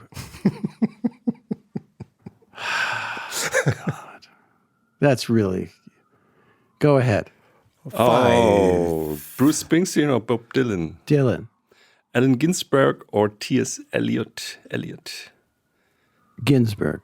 Philip Roth or Norman Mailer? Roth. Bernard Malamud or Joseph Heller? Heller. Thomas Pynchon or John Barth? Pynchon. Malcolm Gladwell or David Remnick? Oh, Malcolm, for sure. Howard Simmons or Ben Bradley? Ben. Joe Rogan or Jordan Peterson?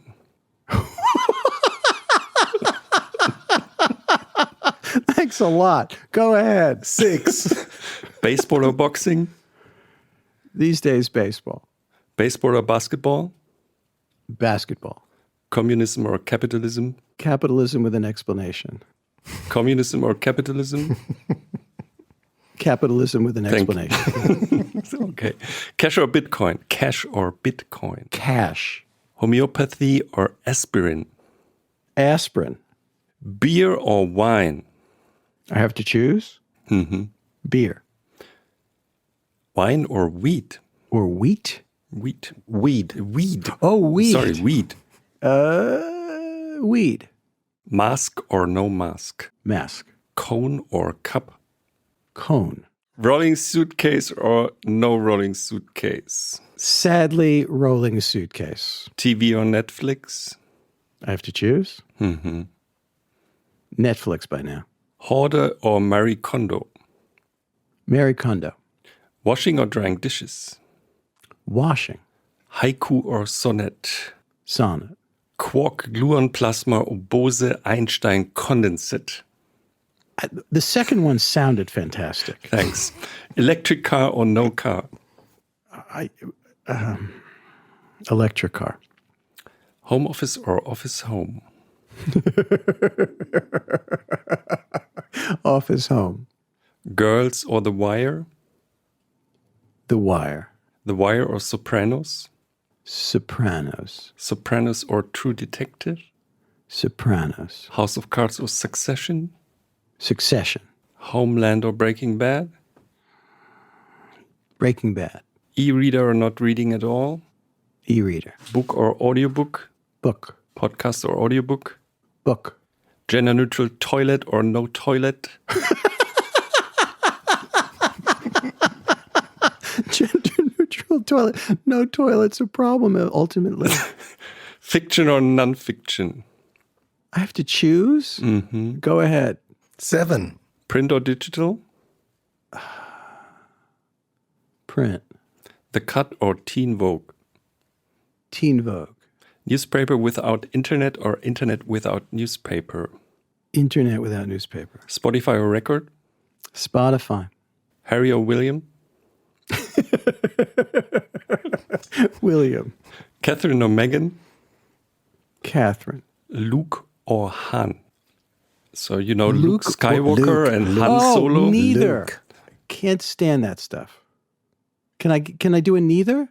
That's a go ahead. That's but a go ahead. Luke, I'll take already You're Luke. running out of go ahead. You're already at number 8, but you go for go ahead. Okay. Okay. I can't stand Star Wars. Cool. Okay, 8. Deadline or perfection? You're going to get me in trouble. Deadline. That's a good one, Jochen. I like that. It's new. Respect or blind Willie McTell? Blind Willie McTell. King of the World or The Bridge? King of the World. Washington Post or New York Times? I'm a loyal boy. The New York Times. Mahatma or Winston? Mahatma. Sherlock or Moriarty? Sherlock. Leonard Cohen or Joni Mitchell? Joni. Leonard Cohen or Keith Richards? Leonard Cohen. Aretha Franklin or Mavis Staples? Aretha. Staples or Pavarotti? Staples. Tina Brown or Harold Ross? Tina. Melania or Donald? Go ahead. 9. Melinda or Bill? Oh, Gates. Don't know. Melinda or Bill? Bill. I don't know. Hillary or Bill? Hillary. Hannah Arendt or Isaiah Berlin? Berlin. George Orwell or Alexander Solzhenitsyn? Orwell. Susan Sontag or Gia Tolentino? Just remember how loyal I am. Gia. Cool. Gia Tolentino or Naomi Fry? I won't answer that. That's a 10. I'm not choosing among my staff writers. Are you kidding? Okay, Merkel or Scholz? Oh, Merkel. Merkel. Yeah. Netanyahu or Trump?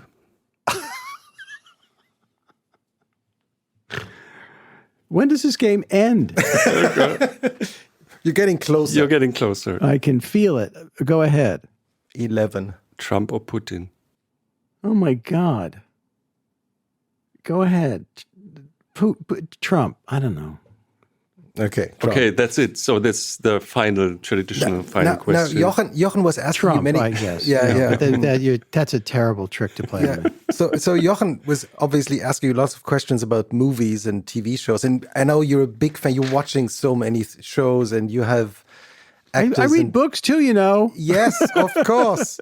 And directors on your podcast. And it's always a pleasure when you have them on your show. And I just wanted to sort of talk about the absolutely great phenomenon that many of the stories that were first published in the New Yorker got turned into movies that we all know. And I think we're having a movie festival in Greenwich Village at the Film Forum very soon. Mm-hmm. And so movies like In Cold Blood. Adaption is based on a New Yorker story. It's pretty good. It's actually pretty good. It's not a bad movie. Precious also is based on a New Yorker story. Brokeback Mountain. Brokeback Mountain is also based on a story by the New Yorker.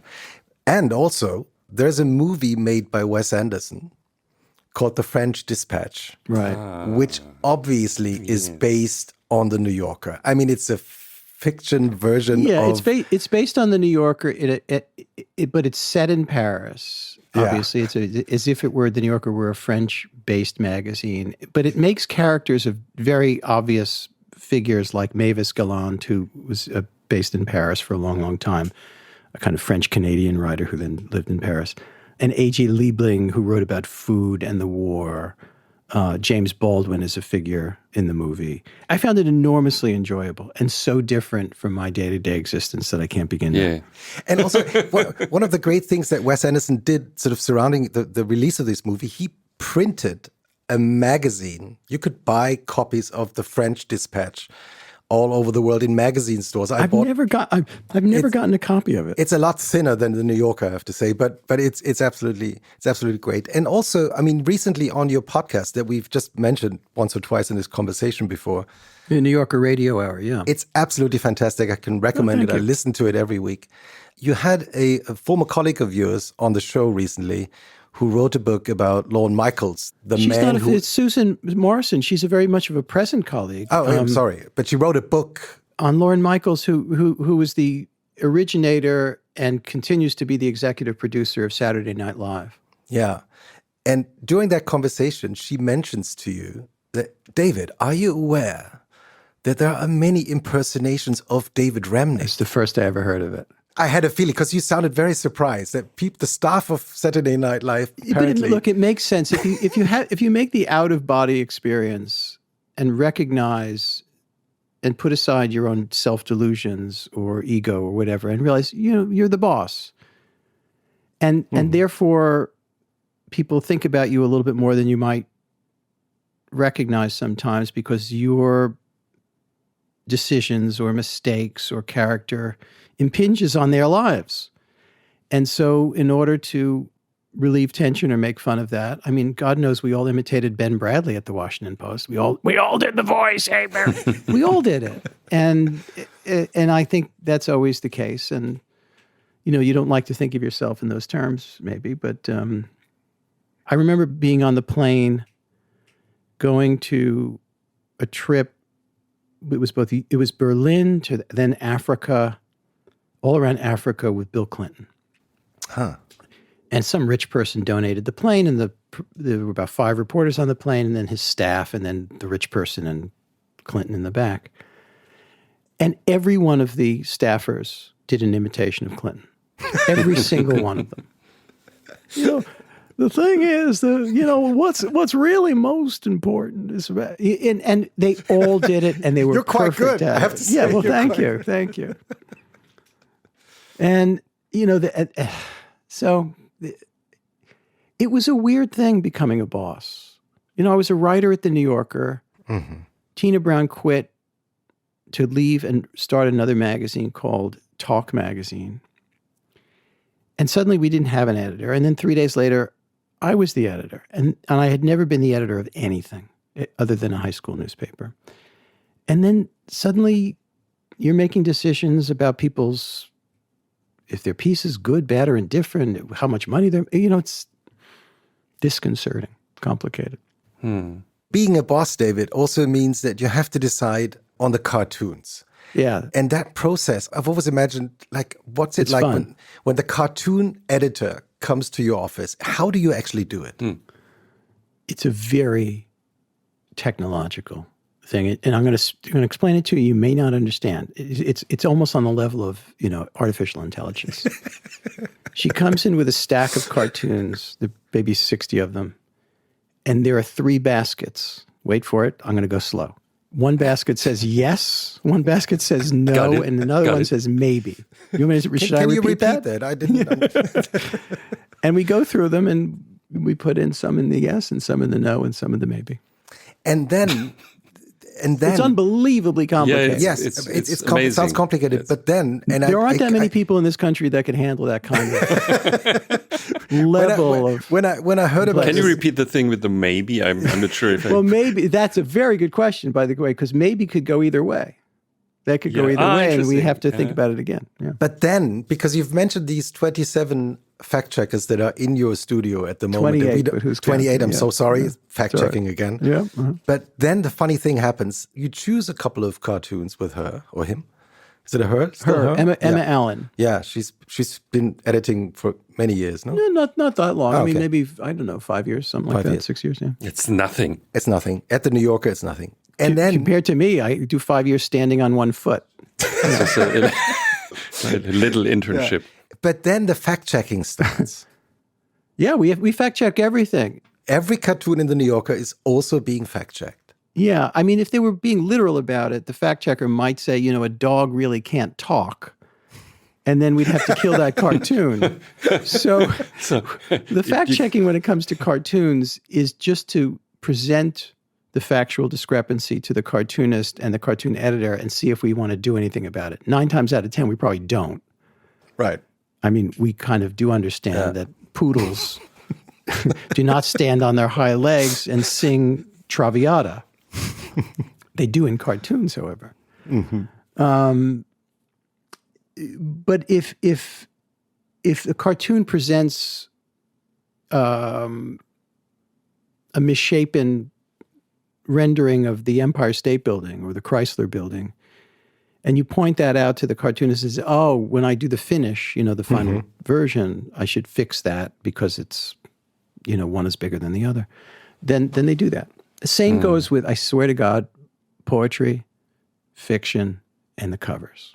Can I just interrupt for one second? We don't do it to be perverse and to tell charming stories on podcasts. We do it because accuracy is a value.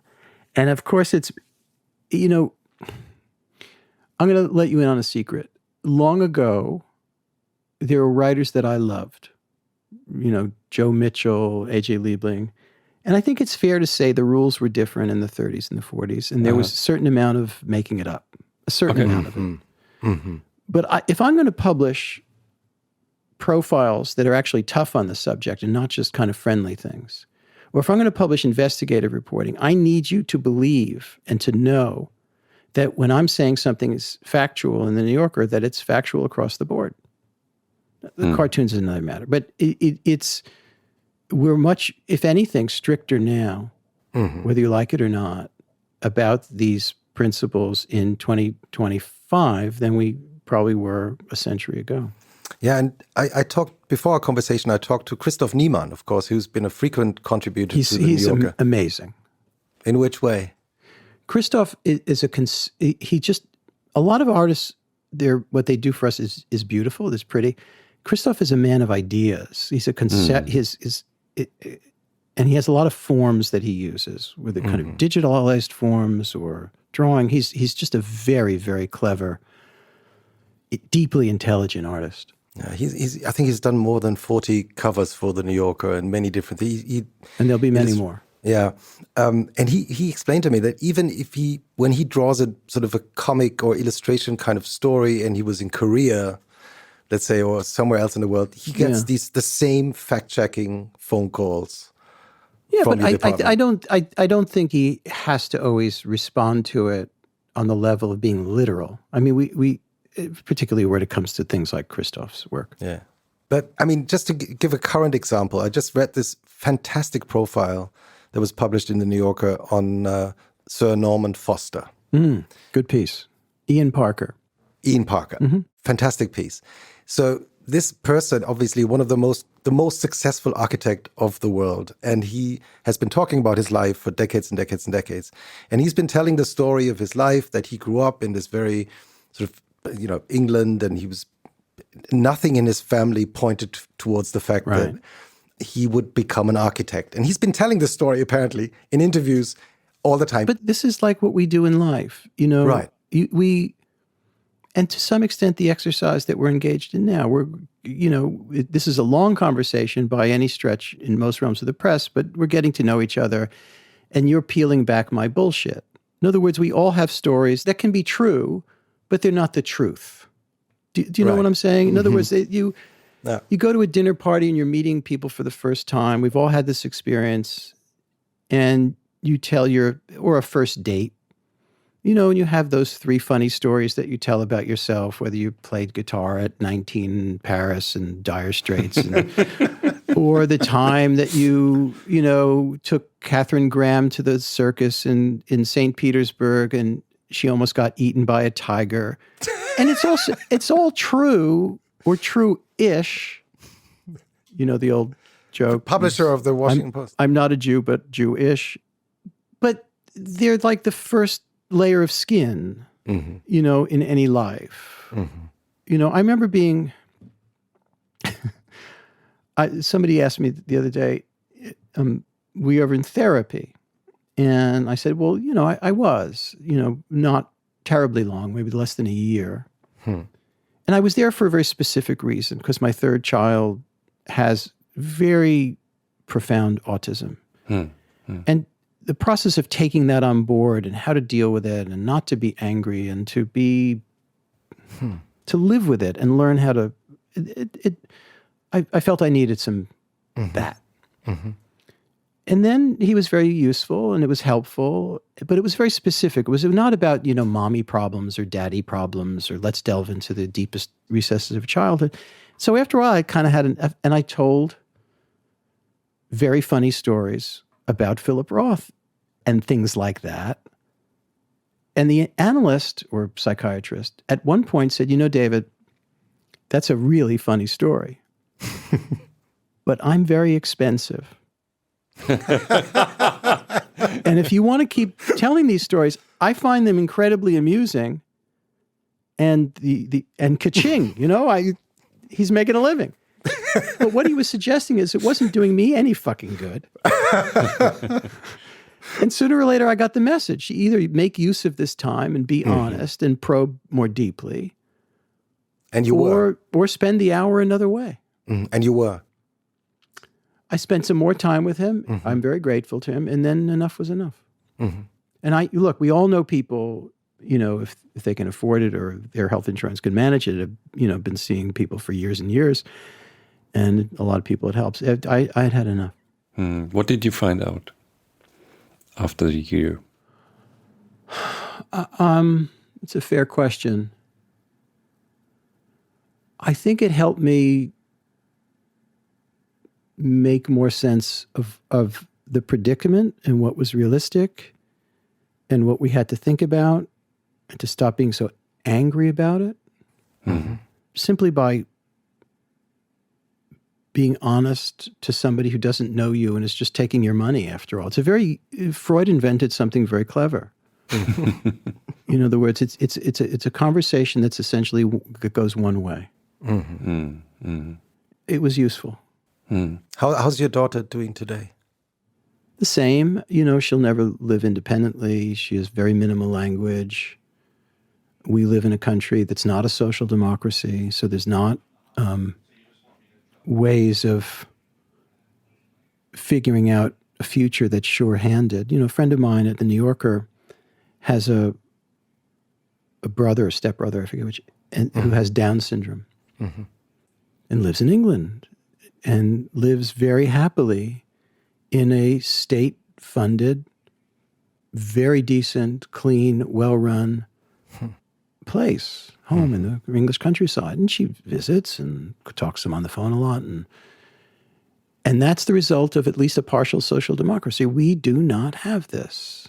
For all our talk of American exceptionalism, although I don't know how much talk about there is, if we're being honest, we refuse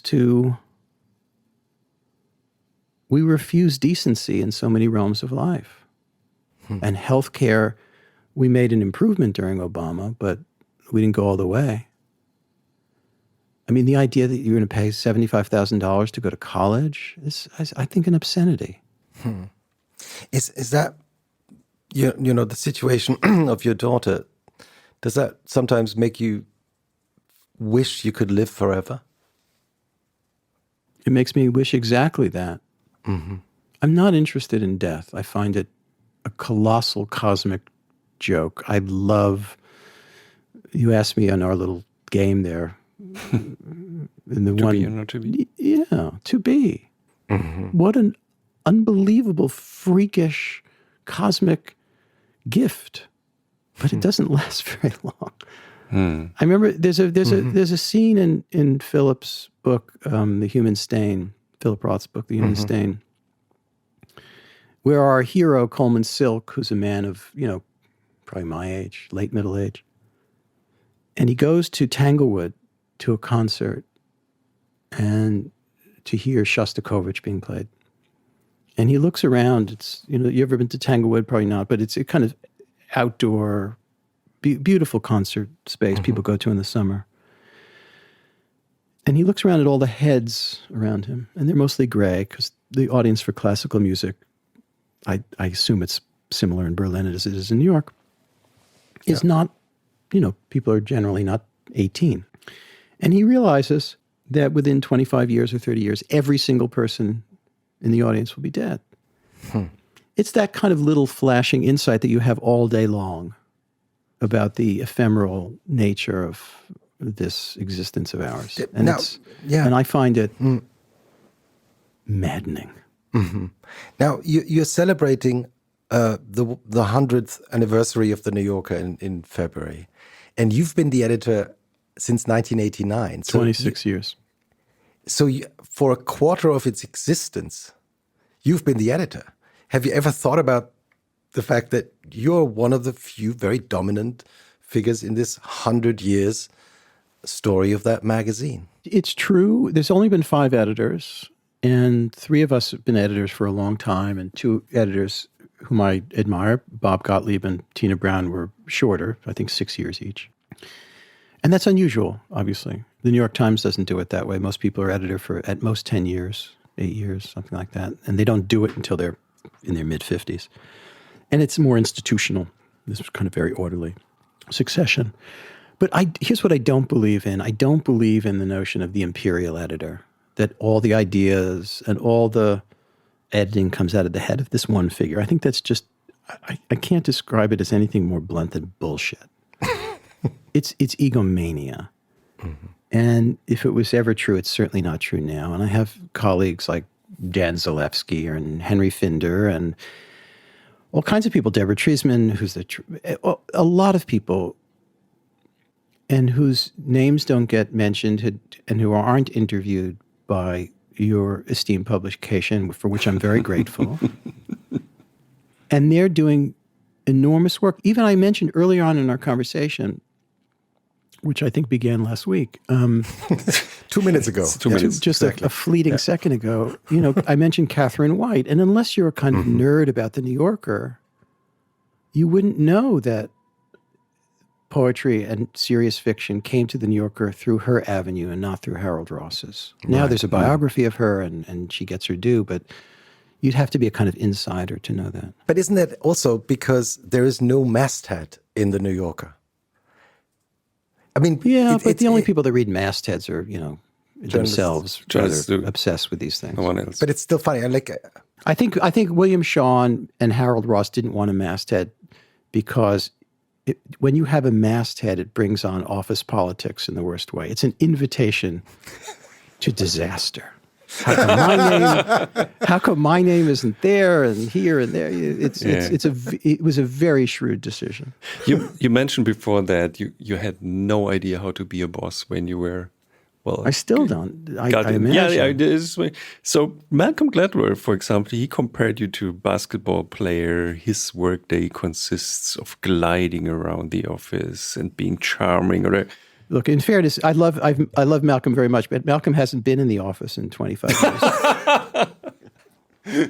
How much gliding this old man can do. It is true that I do walk around the office a lot, purposely to gossip, to see what people are up to make my presence felt in some way that I hope is useful. But office life has also changed in America. Mm-hmm. I don't know if that's the case in your life, but we now come in 3 or 4 days a week. The writers don't come in at all, for the most part. They are living their lives more like novelists than newspaper reporters. Mm-hmm. So I have to kind of catch up with them. I have to kind of seek them out, call them up on the phone, send them notes. If I have time, meet with them, all that kind of thing. The pandemic changed office life. I think the pendulum is swinging back a bit now, but it was a big, big change. And for really young people who began their working lives in and around the pandemic, they don't see the point of the office at all, a lot of them. Yeah. And I'm sure you have this in your own lives. That's not unique to me. Is that a problem for you and for how you do the New Yorker? It's a mixed bag. Because I do see sometimes working at home is quieter and uninterrupted, and I can read. Sunday rather, I read a 25,000 word piece set in a Texas jail about. You'll see it. It'll come out in the anniversary issue. It's fantastic by Larry Wright. Mm-hmm. But if I tried to read that in the office, I would get interrupted 25 times. Do you have 5 minutes? Lunch, the whole thing. So there is value in that, but I also think for and I think all older managers and editors say the following thing, but I think young people do not learn a lot by being at home. Mm-hmm. And also, I mean, the New Yorker is such an institution based in New York City. You've only moved twice, I think, right? Or something like that, 2 or 3 times. Yeah. And, we were in Midtown until about 7 or 8 years ago, whenever it was, in the same little area around Bryant Park, east of Times Square. And then we moved all the way the hell downtown to the former site of the World Trade Centers. We were in, I don't like it as much. It's quite beautiful. The view of the harbor the view is amazing. It is. Yeah. You've seen it. And it's not the same kind of energy on the street. Mm-hmm. And how do you keep the spirits, like Jochen was asking about this, I think, how do you keep the spirit of the New Yorker? I know young people can be sick of hearing this, but I think it's axiomatic that, at least in part, they learn by being around old gas bags like me who might have something to offer. That's not to say that they should do the same thing. In fact, they should probably inhale what older people have to say and then find their own way. Or exhale something else. Yes, absolutely. Absolutely. But the big challenge is, for this anniversary of the New Yorker, is not just to wallow in the past and to tell charming stories about Dorothy Parker. Harold Ross said to Dorothy Parker, "Please come in and write something." And she said, "I came in, but somebody was using the pencil." Ha, ha, ha. Okay. Still funny. There's many funny things like that. Yeah. But I really, this anniversary is not about putting a final lacquer on a century-long history and then calling it a day. It is the opposite. It's meant to celebrate what we've done and develop, but also at the same time to think very, very hard about what this is going to be in the future and how to build on that and make it new. Ezra Pound, make it new. Is it fair to say that, let's say 20 years ago, if you would open just a usual issue of the New Yorker, you would have mainly white male writers? Absolutely. Right. Absolutely. I think of the many, if you're asking me historically, well, it was typical of lots of publications. It wasn't unique to the New Yorker. But along comes in the early 60s, James Baldwin writes this masterpiece that when it's published as a book is called The Fire Next Time. But there hadn't, they had all but ignored black writing until then, and even thereafter for quite a while. So I'm very proud of the fact that we have, any number of writers of color, and certainly, some large part of our staff is women, and more, Hispanic writers have joined the staff of late. But, it's a very belated thing, and we should not be patting ourselves on the back about it. I mean, that said, if you look at that anthology by both Kevin Young and Deborah Treisman of Poetry and Fiction, there is a distinct shift in the last 25 years. A distinct shift. And Jelani Cobb and I published edited an anthology called The Matter of Black Lives about New Yorker writing about race that, it's very blunt in Jelani's preface about the history of this at the New Yorker, but, you shouldn't wallow in your successes of the past, but you probably shouldn't wallow in your delinquencies. What you need to do is act now. We have to talk about Malcolm Gladwell, who's a friend of yours. When I thought about it, the 2 stories that impressed me most in journalism maybe are 2 stories of Malcolm's. He wrote a story about ketchup. I don't know how many words, many words. And I never forgot this story because it was so perfect and it came out of nowhere. Malcolm invented a different kind of... Malcolm just was not interested in normal forms of journalism. At one point, I think, I am pretty sure I am correct about this, at the Washington Post, they offered him the Berlin Bureau. Oh. Now, 95% of your newspaper reporters at the Post would think that what a fantastic job, particularly, in the 90s. and things are happening, and it's a great city, and it's changing, and it's young, and it's da-da-da-da-da-da-da. Malcolm couldn't have been less interested in such a conventional job. It's just the idea, go write about the EU? Oh my God, he'd rather shoot himself. But how does this work? You are the editor, and Malcolm shows up, and hey, I have a great idea, I write about ketchup. How does that work? If you're a good editor, you say yes. Yeah. Malcolm, do whatever you want. The easiest thing, the things you get more credit for, the things you deserve the least credit for. Malcolm Gladwell, by that time, when he was writing about ketchup, had already written about other such things with a certain brio and intelligence and wit. You say yes. You say yes. I have a writer named Rachel Aviv. Every time she has an idea, it's the right idea, and it's the right idea for her and her obsessions. All I do with Rachel Aviv is say yes. And then she hands the piece in. You mean to think, I'm going to just tell him a horrible idea and see if he goes for it? It's too crazy for David, but he'll say yes. No, there's nothing too crazy. Look, I think it's very important for us to write about what just happened in Syria. It's very important for us to write about American politics. It's very important of us over time to be writing about the war in Ukraine. But we can't and should not try to be a version of the New York Times with cartoons, or Time Magazine, Magazine with longer articles. We should absolutely write about what you and I would call the conventional important things in the greater political world, but we also need to surprise the reader with things that they had no notion were coming down the pike. One of the, I don't know when this is going to run, but one of the big pieces in the anniversary issue, which is the week after next, is about... We can talk about it, yeah. American high school marching band competitions. No kidding. 9,000 words, lots of pictures. This is part of American life, right? There are more kids participating in marching bands than they are in football, baseball, basketball, or anything like that. And it's important to their lives, and it says something and it's not about Manhattan, and it's not about Beverly Hills or, Santa Barbara. And nor is it about politics. Yeah.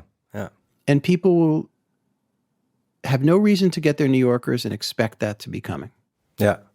If I'm not Malcolm Gladwell, but I'm one of your staff writers. I've been at the New Yorker for quite a while, and I'm getting a yes from the editor to work on the story. And then I work to my research for weeks and weeks and weeks, maybe months and months and months. Half a year, maybe a year. Don't be crazy about it, but yeah. Yeah. And then I'll send in the copy, and it gets edited, and there's finally, I'm hearing the words that David likes it. Yeah. Oh, I think it's very important to immediately respond. Right. It's really important, because when you're a writer, and one advantage I had of being a writer is I knew how I thought. And when I hand in a piece, time stops until I find out if the editors think it's any good, especially an editor I respect. And not just for practical reasons, because there's more to do or whatever reasons, because I'm very invested in this thing. Like this one day when you heard this sentence, Tina thinks it's okay. No, I wrote a piece about Kenzaburo Oe, a Japanese writer who won the Nobel Prize, and it was a mediocre piece, and I knew it, and I went to Stockholm to see him get the Nobel Prize. The piece was not great. And she sent a note to my editor at the time, Jeffrey Frank, that he probably shouldn't have shown me, but he did. And she said, it's a phrase that will live in my brain forever. It's basically okay. Now, to Tina's everlasting credit, she was absolutely capable of the most, wonderful enthusiasm. And I, thank God, was on the receiving end of that. But basically okay The idea that I remember this is 30 years ago, that I would remember this phrase, told me that I need to be mindful. And, soon I'm going to have to say genug, as they say.